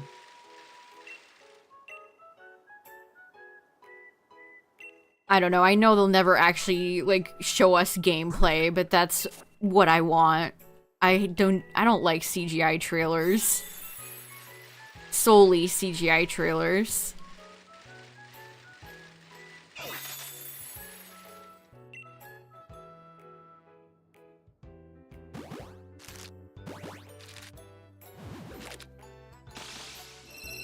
It's like, if you don't have enough footage for gameplay yet, don't announce it. And we have things like, you know, Elder Scrolls 6 that got announced like 5 billion years ago, and it's like all we got is some goofy CGI trailer. It's like boring. Don't announce it then. The way they showed off Sword and Shield was good. They did the CGI trailer with the starters being cute, and then they did the game footage with Motostoke, whatever. Yeah, give us, like, the starters, a little brief look at the land, the design of the male and female protagonists, the legendaries. At the very least. Battle screen. When did they reveal terastallizing? I don't remember. It was later. It was like a few trailers in. I Yeah, remember. they held out on us for the gimmick for Gen 9. I remember it had like the stock art was like Eevee with the normal terrestrialized ring. I feel like they showed off the Sunflora, like Brassius's gym area a lot in the trailers with that windmill. Apparently, it was around like October, near the end of October, Jeez. 2022. That's a long wait. I remember, I think around that time we had the Halloween reveal. They were showing a ton of reveals around that time. They had the Halloween reveal for Grievard. Grievard, yeah, Yeah. which was still That was crazy 'cause cool. nobody knew it was like, oh, it's in the background. This is neat. Pokemon is always the most fun when they do cute, unusual little reveals like that. Yeah. Although not all of them are equal. Like, I feel like the way they revealed Hisui Voltorb was... like, okay. Maybe that's just because Hisui Voltorb's really lackluster. It was fine. I think okay. the thing with it, though, was right when you saw it, you knew, oh, it's Voltorb. Yeah. There was no surprise. Yeah, it's Voltorb. But, like, what was another Hisui one they revealed? That whole Iono trailer that was, like, Japanese only was so lame.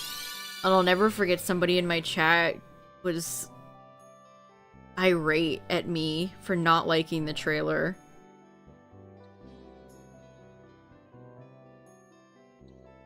What did they said something like, maybe your expectations were just too high, or something like that.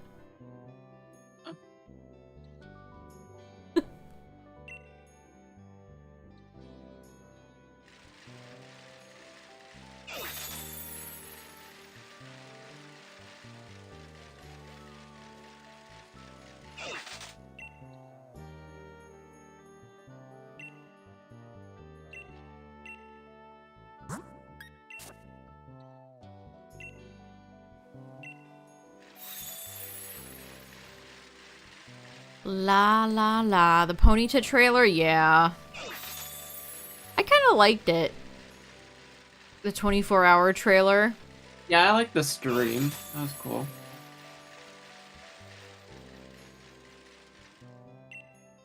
Man, I wish there was a thing that had, like, oh, I want to see every reveals.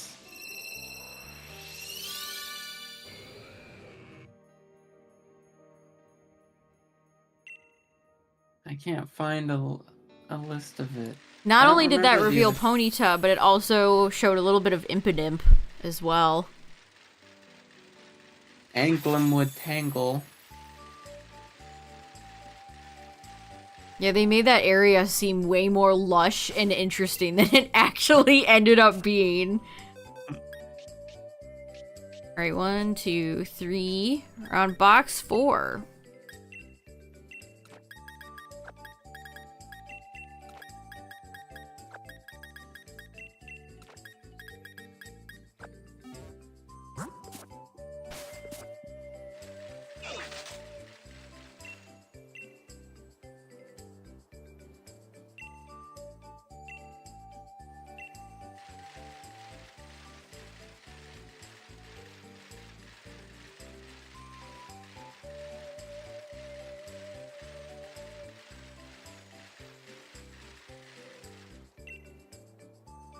I hope they have cool Easter eggs and stuff on the website for PLZA.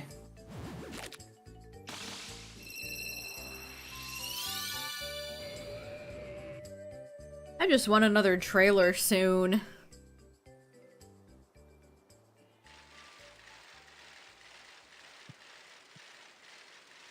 It'd be pretty depressing to have to wait until August, mid-August, for another trailer, but who knows?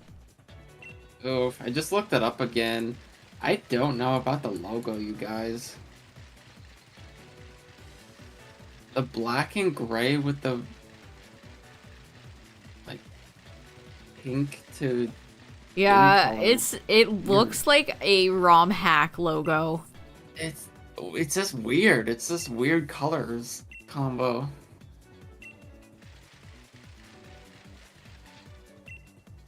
Why pink, gray, and white with the green and black?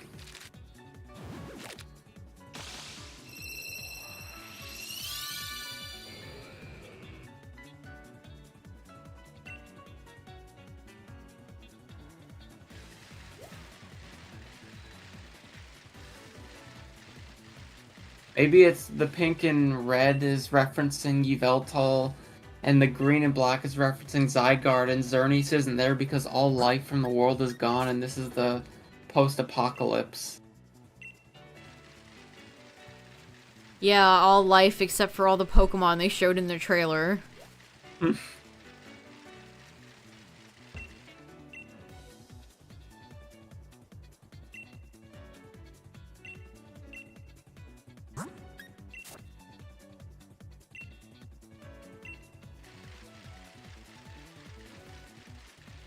That's my theory.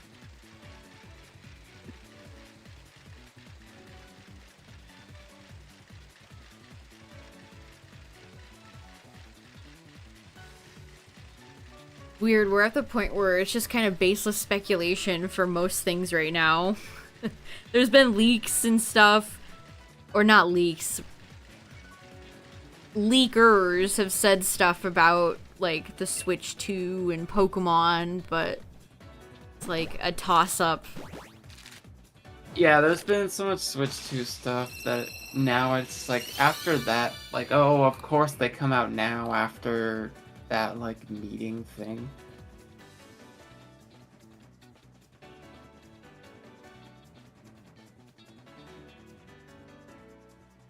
Like, oh, where was it?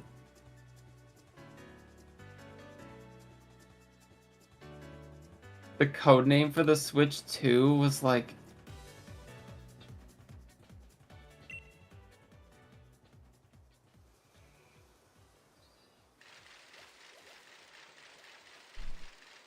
Wow, There's a that we got through project X and Y and they still never gave us Xerneas, Evital, or Zygarde and anything cool with lore. They were just glorified batteries, weren't they? God, that's lame. Yeah, that was it. It was apparently the Switch code name. The Switch 2 code name is Ounce. Wasn't that proven to be false? Whatever that means. People keep looking at like code and be like, "This is the Switch 2 secret word." Who cares? It was Pioro that mentioned it.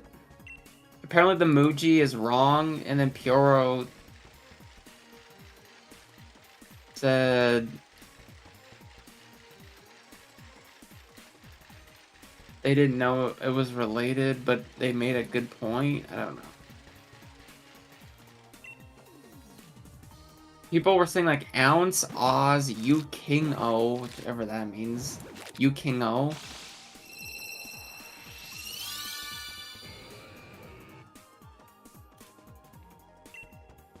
I mean, is that like really that. important? Who cares what the code name is? People are just excited. It's like we're not gonna get anything from it. The GameCube was like Dolphin. Has nothing to do with the GameCube. What was the Wii code name?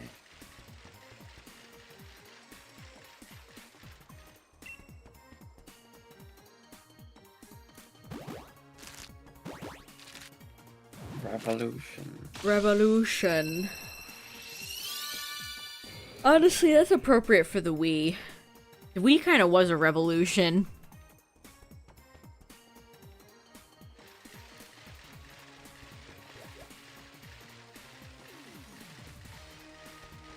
And the Wii U's codename was Project Cafe. Ugh. Leave it to the Wii U to have the worst name. Project Cafe implies like, are you gonna play it at a cafe? Like what? stupid. It didn't stand a chance even from the code name.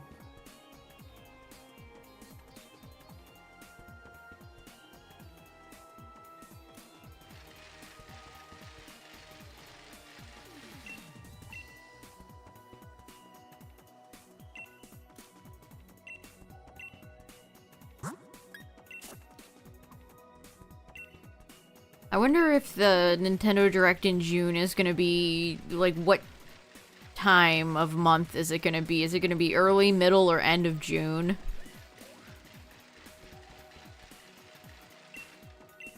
I'm calling... It'll be like in the teens. What day does Nintendo typically have Directs on? I can't... It's been so long, I can't really remember. Is it usually, like, Tuesday? A day that ends in Y.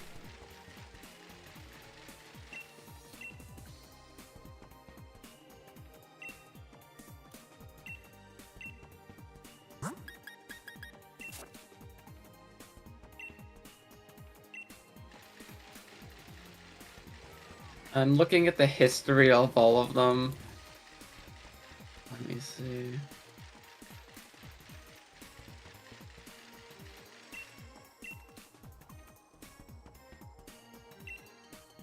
You said June? What do you mean I said June? They said it would come out in June. The last, like, few years, they've had one always on the 22nd. And then also, like, in the teens. So it's either going to be on the 22nd or, like, 11th to the 19th.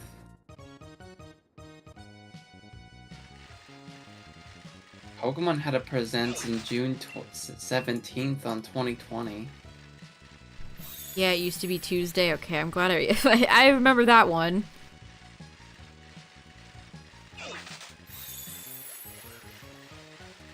I still mourn E3. I see Jeff Keighley keeps retweeting, like, Summer Game Fest stuff, so I'm sure there'll be some,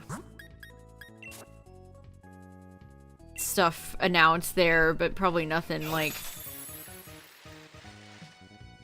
Nothing Nintendo. Yeah, nothing Nintendo and nothing that crazy. I don't know. Yeah, it's mostly just ads, but maybe they'll have something. Yeah, Jeff's continued silence while the industry goes up in flames is kind of like awesome, dude. I think Sega will be there. Gaming stepfather. Hashtag not my real summer gaming event.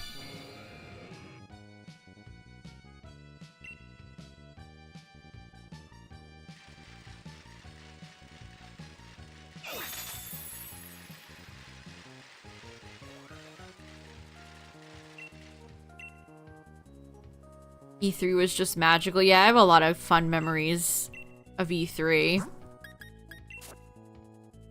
At least we do get information quicker now, though. But yeah, E3 was cool.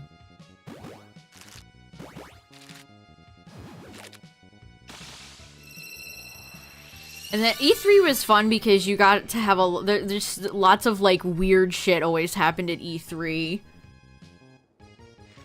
Xbox or Sony bringing in, like, celebrities and weird, like, periods of silence or fake crowd noise and your E3 cringe compilations. Great stuff.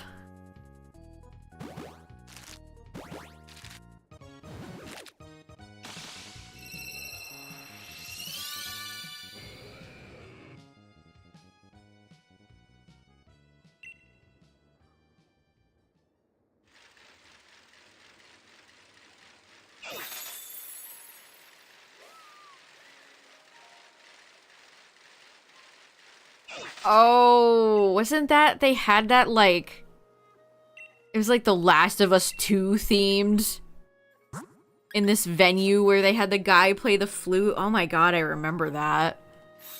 Yeah, I remember that. It was like Sekiro, Last of Us, and something else. Ratchet and Clank. That was like one of the last E3s. Yeah, it was. That was like the last one that I can remember. That might have been the last one, yeah. Oh, they went out on a whimper. And Nintendo already wasn't at them at that Yeah, time. Nintendo so had already pulled out at that point and was just doing their own shit. Yeah.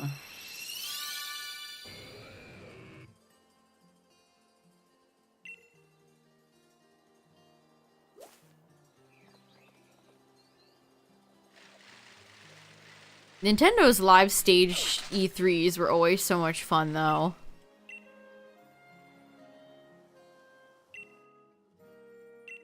It's honestly hard to even remember them now.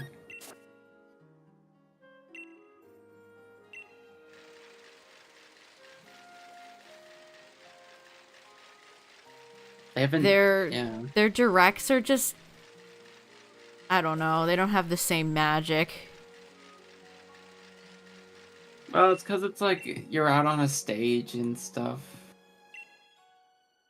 And there's like the big screen. It's just a different vibe, and you have the crowd like clapping.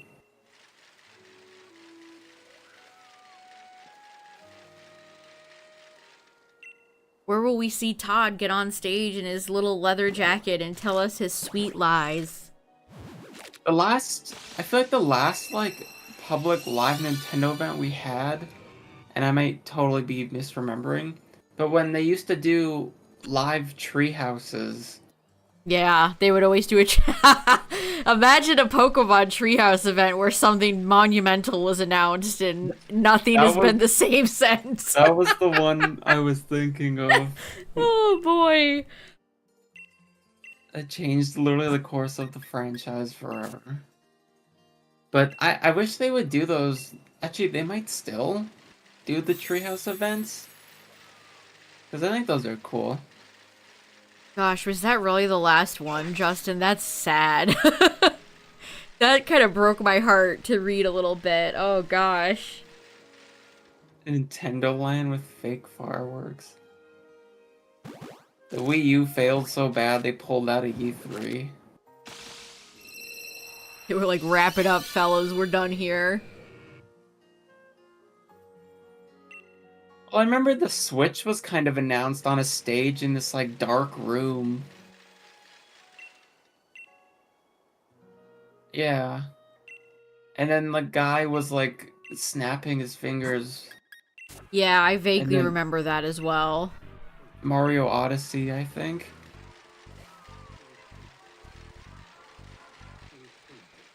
I might be misremembering. Something like that. It was nearly 10 years ago at this point. Which is kind of I remember the think. first trailer for Breath of the Wild. Yeah. Yeah, he was like, Link was like riding on a horse. And yeah, jumped the long off hair, people were like, was that Zelda? Yeah. And he did like the bow slow-mo thing.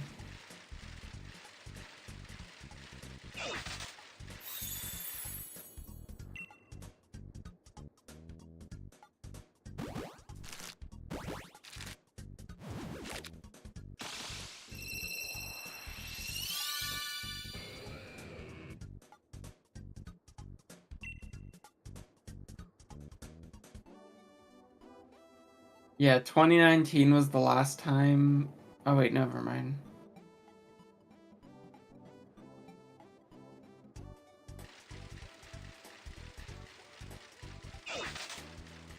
Apparently Sakurai keeps all his games in a little CD case. Why is that so on brand for him? Oh, I saw that. I saw that tweet. His little and it loose was like, CD binder of video games.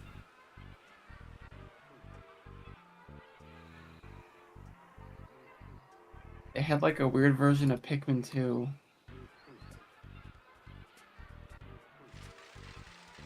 Yeah, didn't it have Olimar's head from the bad ending? Yeah. Which, what a wild choice for this for the CD on that one.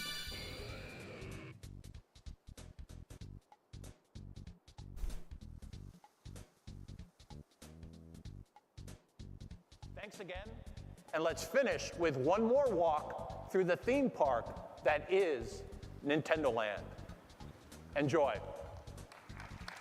2012! Oh my god, this was 2012? Oh, yeah, I was just trying to find what they announced. 2012 was the last in person? Oh, that was probably like a month after I graduated high school. Jesus Christ. Yeah, that is ungodly lame. Dude, what does that You weren't say? joking. That was literally how they ended it. Enjoy Nintendo Land. Imagine watching this on the screen. Oh, man. Somebody did time codes. Pikmin 3 reveal. Reggie feels like a purple Pikmin.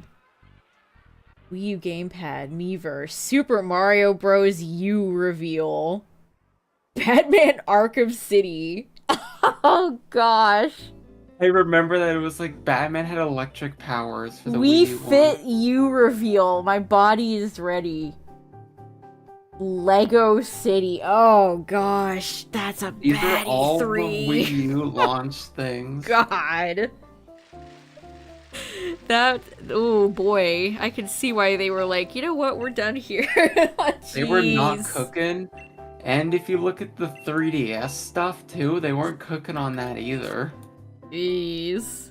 Oof. What a way to go out. Yeah, golly. There's nothing worse in a Nintendo presentation than when they show off a bunch of, like, third-party games that came out 10 years ago that are being ported. I feel like that. I don't know. Do you think they'll do that anymore? I feel like they won't. I think it depends. Didn't they do that with, like, The Witcher or, like, Skyrim? Oh, you are. Yeah, they did it with like Skyrim. They still do that. Yeah, they did do that with the Switch. You're right. You're right. They had the one with like the guy playing Skyrim on the plane.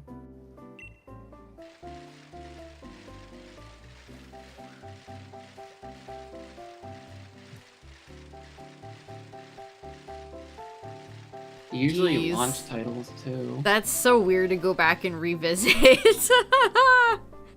Oh my goodness. Just Dance, Skylanders, Imaginators.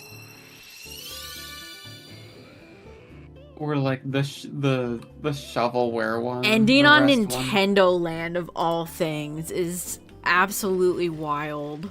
Yeah, the Might be their biggest nothing burger title of all time. That game was free, right? I got that with my deluxe Wii U. Or am I misremembering? I don't think I paid for it. I think it came with my Wii U. Biggest downgrade of the century from Wii Sports, can I just say? I remember it had the one where you like... How dare kill you ninja stand where stars. he stood? Nintendo Land was just like all of other Nintendo's like weird. It's just like 1-2 switch. You play it for 5 minutes and then you just be like, oh, okay. Oh my gosh, I'm reading the comments. These are too good. 11 years ago. Good heavens! That introduction is one of the most memorable things I've ever seen.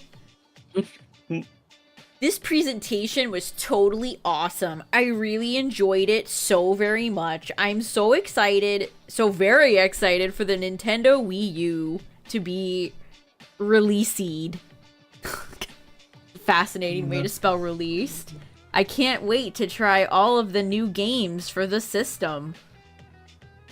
Even my friends are excited for it too. This person's probably an adult now. That comment is like peak. This person's a child, and now that was 11 years ago. They're probably an adult now. They know it was gonna flop.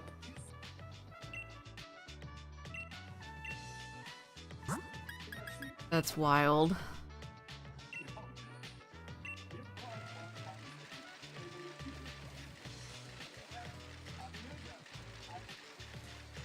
Specific timestamp? Do you see any around you? Perhaps under your seat. No, you probably won't find them even if you Pikmin are not to be laughed at. They are very serious.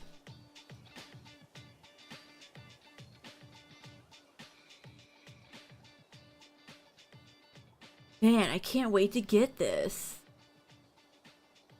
I love reading comments from that many years ago. That's so funny.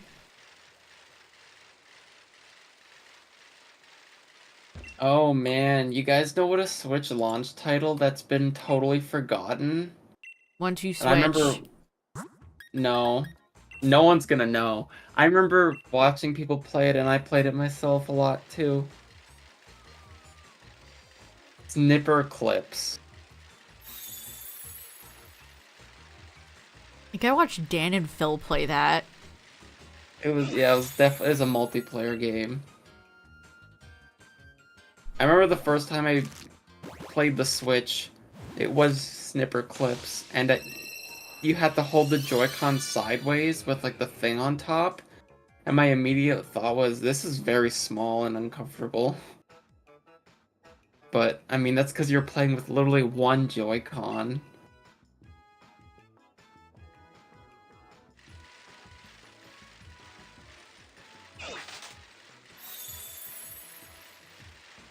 I don't think anyone remembered snipper clips.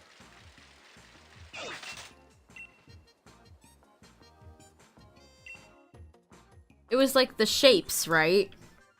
Yeah, it was the shapes and you cut them Oh when you no! like crossed into each other. Oh no, Tyler.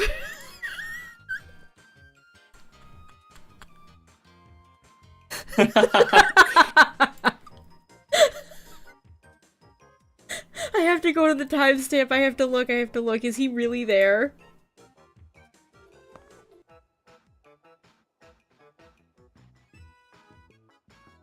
Wait, was it 1:15?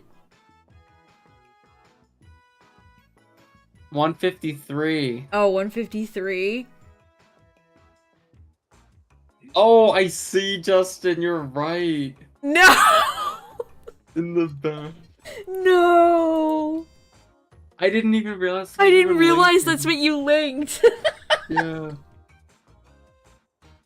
Oh my god.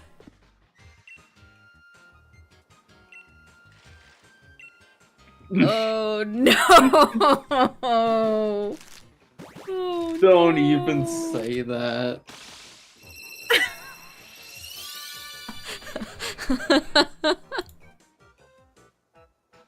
Oh. That's hysterical. Do you think you really liked Miyamoto's shoes?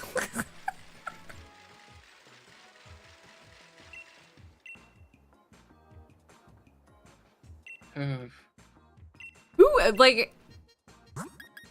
I never knew anyone that ever went to an E3. No, because they're... Well, they used to be just... You had to get a Pass. media. Yeah, you had to be like an influencer or somebody. It wasn't until the final years that they actually opened it up to the public. Yeah, the final years. Wasn't when it, it like, was only for, like- already decaying. Only for 2 or 3 years they opened it up to the public. I was the same way. I was like, man, I want to go to E3 so bad, but it's like, how am I gonna go to E3? You can't just walk in. E3 is one of those things that sounds really fun to go to in theory, but then you realize you'd be waiting in a line for hours to play like a 10-minute demo in a big convention full of sweaty people. This is how I would have handled E3 if I went there. I would have walked around to see like all the cool statues and stuff, because some of them are awesome looking. And then if there's like a smaller game that doesn't have much of a line, I'll play it. But if not, I won't play the big ones, because... Oof. But the Nintendo ones, though, I think if you played some of them, you would get, like, a badge or something, so it's kind of cool. I remember when, I think it was Sword and Shield had something like that. I was like, oh man, I want to play. Yeah, Sword and Shield, I think you got something. And that's how we found out about Impidimp as well. Or GDQ. I can't imagine GDQ has that much to do unless you just want to like sit in the room and watch runs all day, which I can do from my house. I heard they do have shows and stuff. They have like stuff on the booths and side. stuff and like arcade games and everything like that, but I feel like unless you have like a group of friends you can go hang out with. It'd be awesome to go to a Nintendo event like that. They don't get held often. No. And they're usually in California, which is the exact opposite coast. Or New York. Yeah, sometimes the Nintendo store has events, but even then, you're going to be waiting in the long line if they'll even allow you in. Yeah, it definitely would be... It's fun with a group.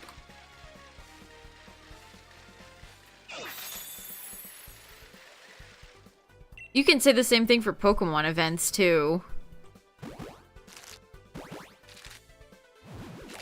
Yeah, like VGCs, I think would be a lot of fun. That's the one thing I've been to Worlds. I can say that I've been to Worlds. It is fun to people watch.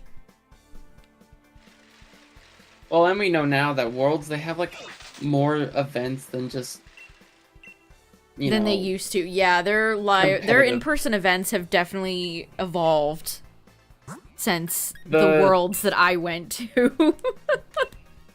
The last UCLC or whatever, they had What's they up, have like Smoliv? retro tournaments, and they had a Stadium 2 tournament. And they have Just booths for a- and stuff where you can like buy cards and stuff like that. Yeah. And some of the events have Pokemon centers.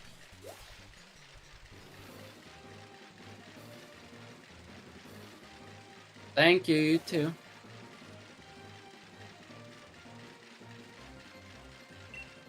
You go to the VGC event and you print off business cards for stream. I would rather crash through a glass window. I knew you were gonna say that before you hand someone, here's my card, and it has Use my Wooper on it. card. And they would be like, oh, that's a nice cat fish thing. No, they'd say, oh, thanks, Beta Wooper, we'll keep in touch. Beta Wooper? Why, you got the stuff. And then you can become a professor.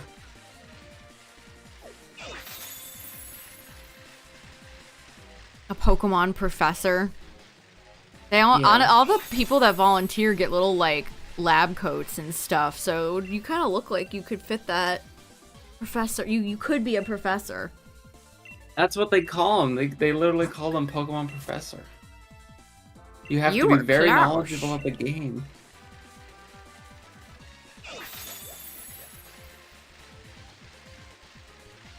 I would get asked a question, and I would get like poison and fighting weaknesses mixed up.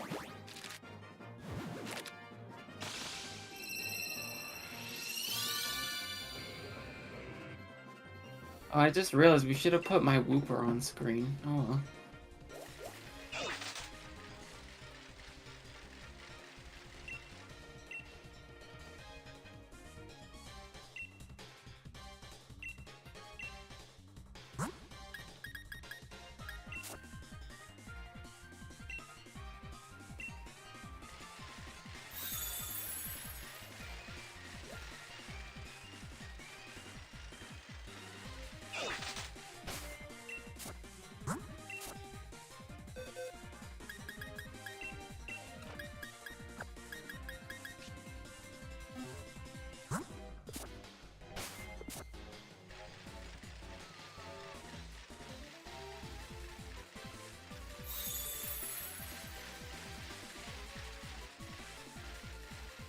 Yeah, did you want to stop soon?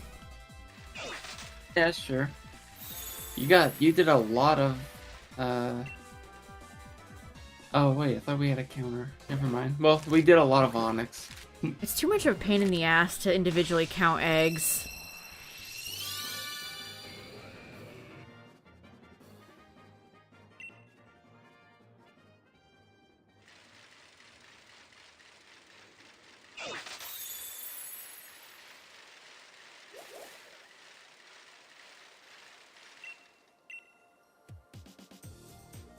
What's up to struggle?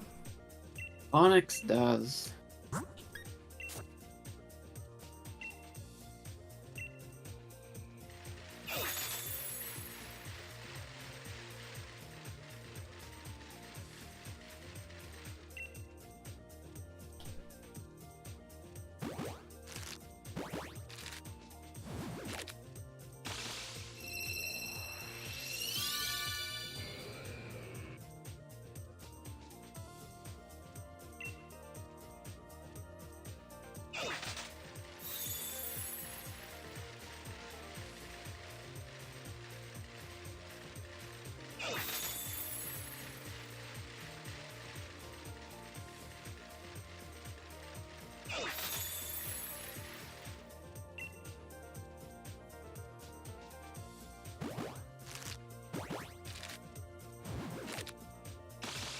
Oh, you were super packed for Mother's Day?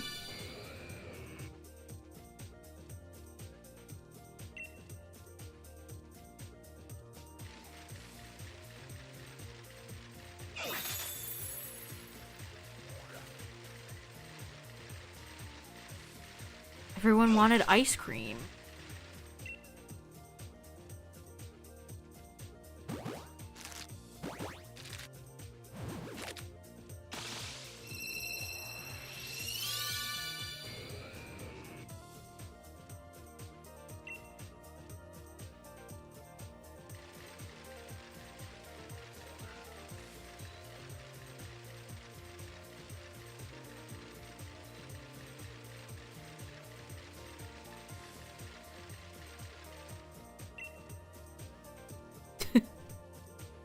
Oh, man. Pina, pina. Mahina pia.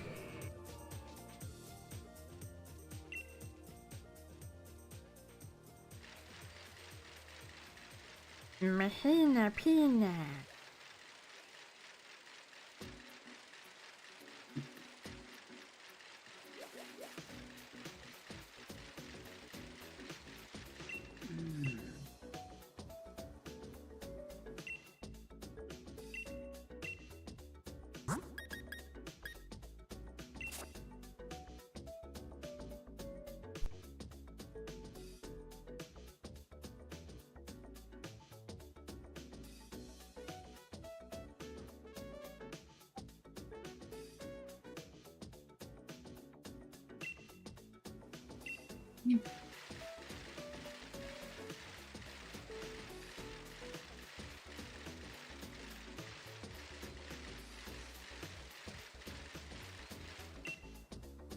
What should I stream tomorrow, chat? We're at that point where it's like, I don't know. ESP outbreaks. That doesn't sound very fun. I could do Darkrai again, I guess. Oh! Darkrai or competitive? Yeah, no. Dynamax. Dynamax.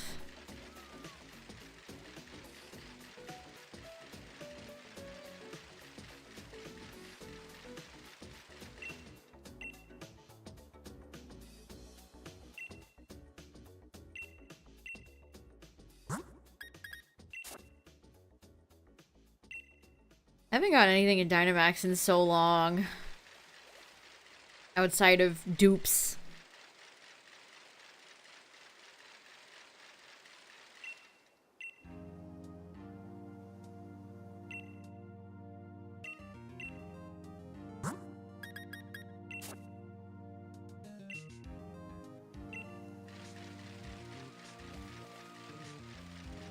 Be nice for them to announce a new Scarlet Violet outbreak about now.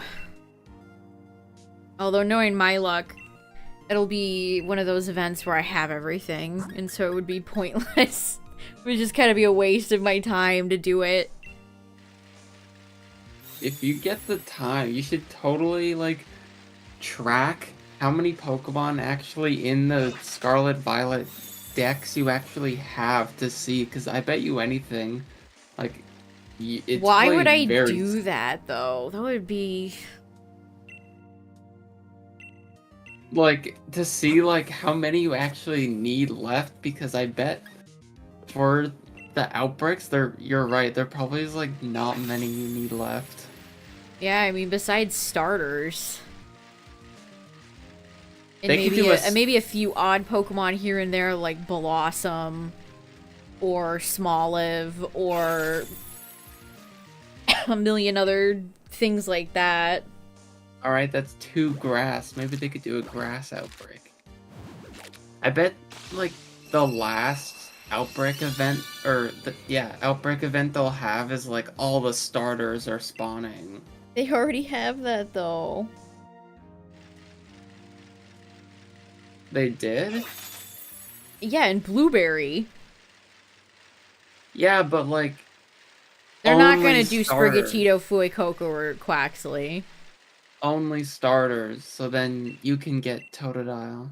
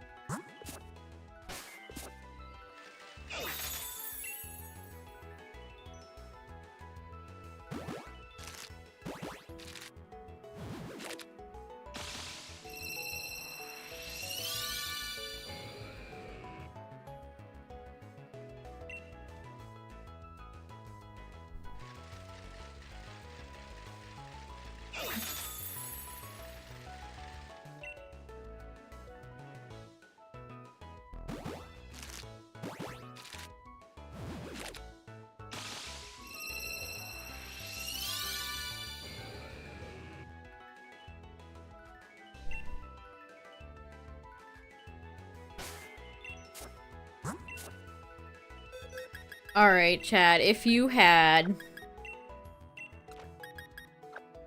5 shots. Yep, alright, you got all the eggs. This would be 1, 2, 3, 4, 5. The 5th box of Onix. If you had 5 shots to get a greenish, mustardy colored rock snake, would you take them? Or would you walk away? Do you need to get a second one for Steelix? I don't even remember if I have Steelix or not. No. I mean, just because I need 2 doesn't mean I have to hunt them back to back. I do need Steelix. By the way. I do in fact need Steelix. They have Onix raids in this game, but I don't think I've ever caught one. Oh, PLA. Ugh. Massive shitty shit outbreaks ruin that game. It must be done. I tried to get Tyler to race me in hatching eggs today, chat, and he wouldn't do it. My Joy-Cons aren't back yet. Then use your I can't Nyko move. controller. That thing disconnects and then reconnects and then disconnects. It doesn't work. It's stinky. You're stinky.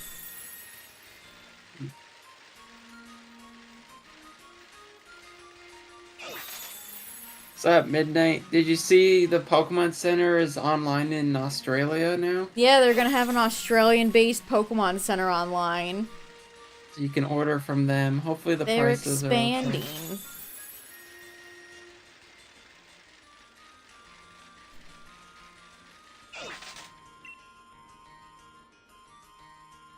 I don't know when it's supposed to launch, but when it does, I'll post about it in the Discord.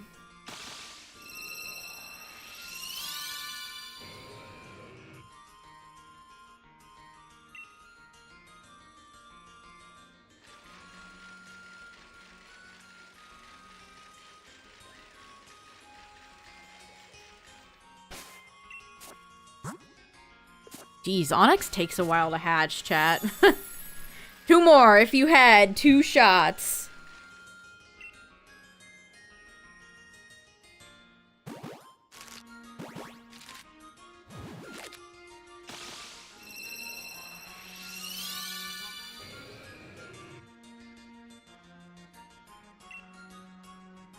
Why does Onix have like a shadow on its spike on its head?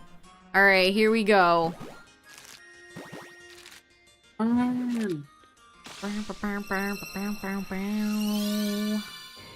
You got Laleep on number 1, and you get Onix on number... I get Onix on number none. Let's head I want to do one bonus one, chat. I'm not satisfied with this. If you get Onix on the final one, then that pretty much ties in. Laleep is Z and Onix is A.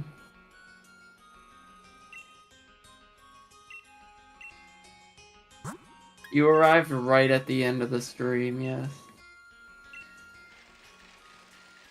I think I'll probably keep doing more Sword and Shield hatch streams, chat, because there's still a decent chunk of Pokemon I can shiny hunt this way. You know who I need to get? Yamper. You know who else you need to get? Oompst. You need to get the Gen 8 fossils. No, I don't. Oh. Wrong. I'm just saying stuff. I mean, I don't blame you for not remembering, because I did that off stream. The hell are they? There you go. There's Arctozolt.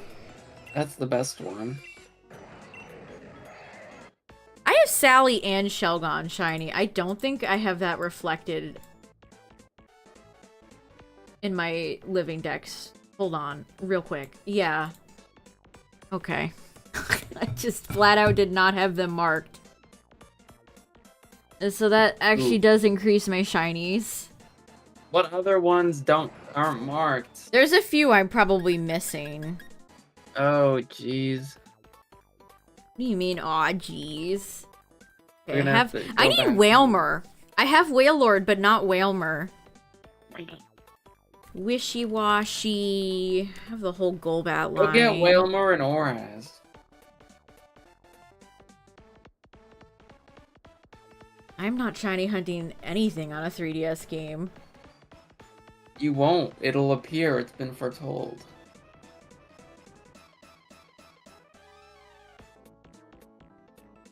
Okay, I have Spheal. Durant, have that marked. I think I have most of these marked. Metagross, yeah. How did I catch Metagross? Like, that's... this one is totally earned. It also has Pokerus. Is that real? Yes. I have no recollection. These are all, like, raids that I did. Ooh, you have Ponyta. Do you have Galarian Ponyta? I have Bolton, but not Yamper. That is a dreadful shiny. Truly dreadful. Who did you ask me about? Galarian Ponyta. Here's regular.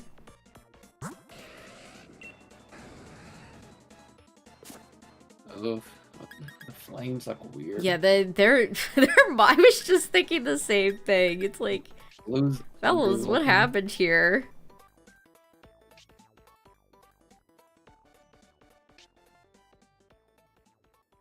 Yeah, here it is. There.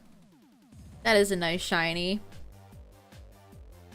I think I have Rapidash. Or do I not have Rapidash? Might be missing Rapidash.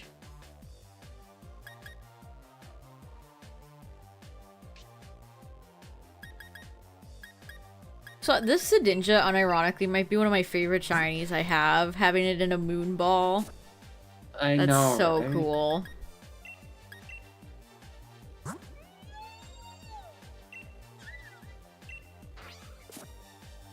That is so cool.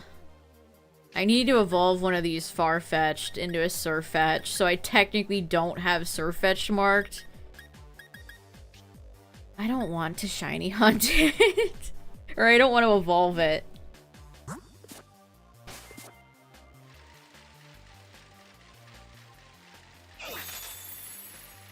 Volton is a sad shiny. Unfortunate. Gen 8 has some good shinies, but I don't think Yampers or Boltons are very great. Something like Double and Wooloo are much better.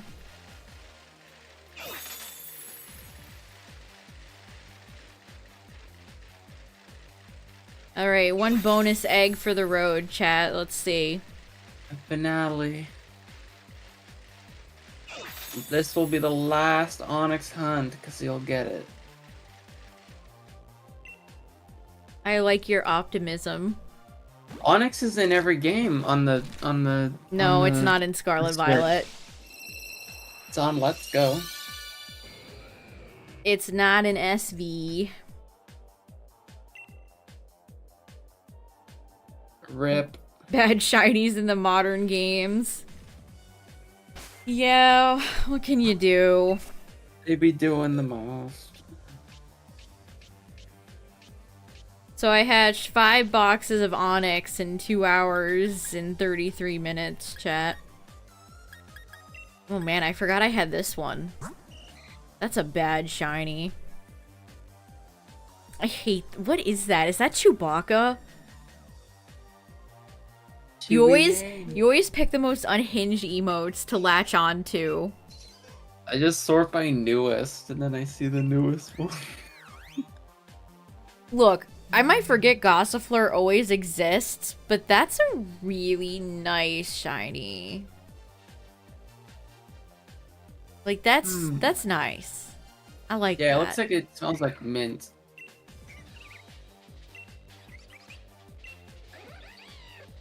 Swoobats is weirdly nice, too. I like the gold. The gold and the green are interesting. Boobat gets too much hate. Wigglytuff is more like pink than I remember it looking. I remember the green eyes. Oh man, Whimsicott's is an all-timer. Wigglytamp. Do you like this Pokemon shiny, Scolipede? Yeah, it's awesome. The blue rings are interesting. I like how it's like fruit punch red compared to the maroon. Whirlipede.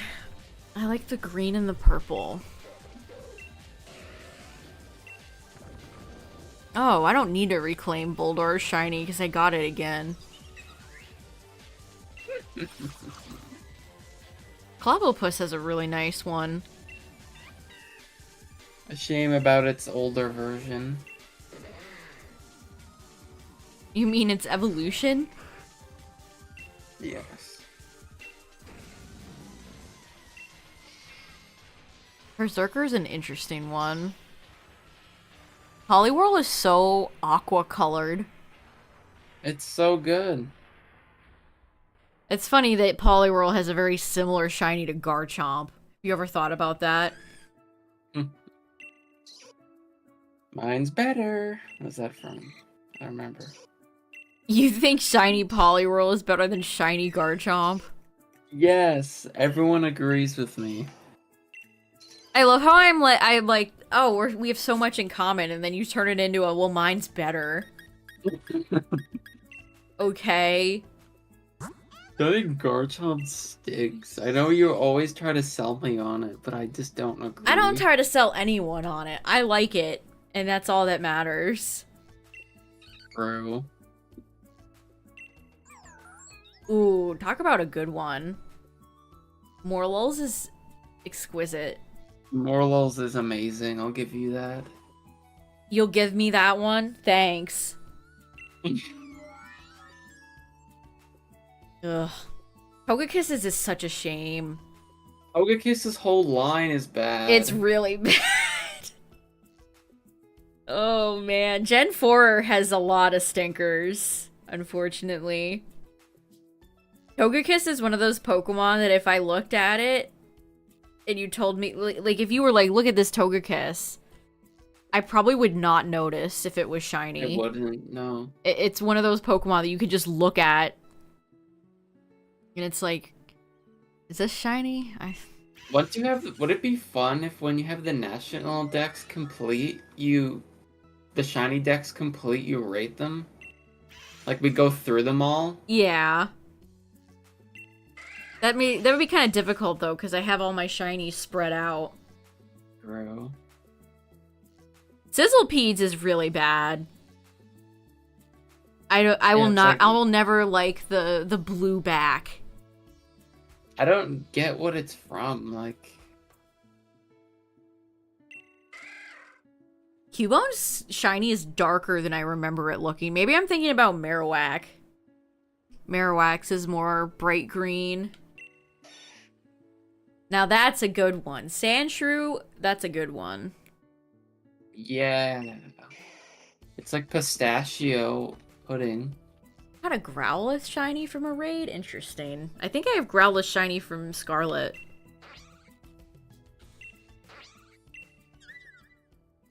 Sometimes I'll catch multiples in case I need to evolve something. I'm not sure. I think I have Krookorock and Crocodile. You have Krookorock from earlier. And I have Crocodile from Isle of Armor. Sometimes I'll catch a few. Like, Crocodile will get a form at some point. Sometimes with raids, I will future-proof. Like, you can't tell me Sandile won't get something at some point someday. You know what I mean? He's awesome. Oh man, Stuffle. Kind of like Joltik's neon, like, yellow with the purple. What do you think? Yeah, it's subtle, but it's a good one. Like, we need more neon in your face, like neon shinies. I also really love the purple. I like it more than Galvantula's shiny. If Galvantula had more of that purple, instead of the, like, darker blue that its shiny has. Oh, Impidimps easy S tier. Yep. Galarian Farfetch, yucky. Ugh, Colossal shiny, yucky. That blue color is... Why did they go... that blue color is so similar with Senti Scorch. I don't get it. Green lasagna. Like You like Krabby shiny? I have to wait for the stream to catch up. Yeah, I do. It's I awesome. like it too. Gen 1 has a few stinkers, but I like Krabbies. And then Kingler's is like green. I like Kingler. Oh, easy S tier. I like Pukes. The Puku of Muku. Ew, Krabby's boo! I'm better with age. Boo! Bro. There's so many Pokemon, chat. Looking at all my shinies, it's like, geez, there's a lot of them. Oh, brother, this guy stinks.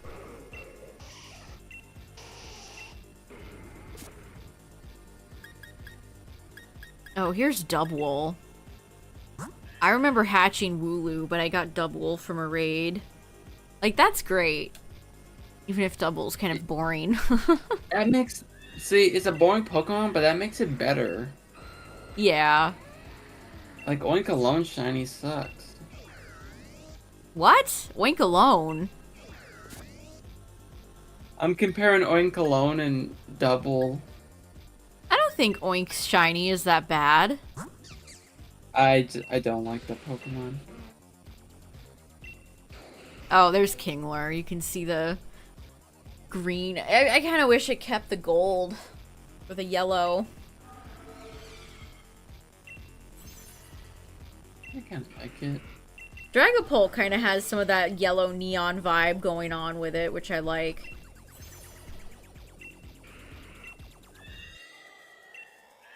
But yeah, chat, it's always fun to look at my... Ew. Hold up, Gengar, gross. Oh, please. I mean, Gengar shiny isn't, like, great. But it's a let kid. I have the worst shiny. I have it for you right here. Behold. There it is. That's it. There's a few contenders for like worst shinies ever. Smoochum is one. Pichu is not great. Igglybuffs is not good. Togepi's is not good. Who let them cook? Not you, Tyler. You're not cooking.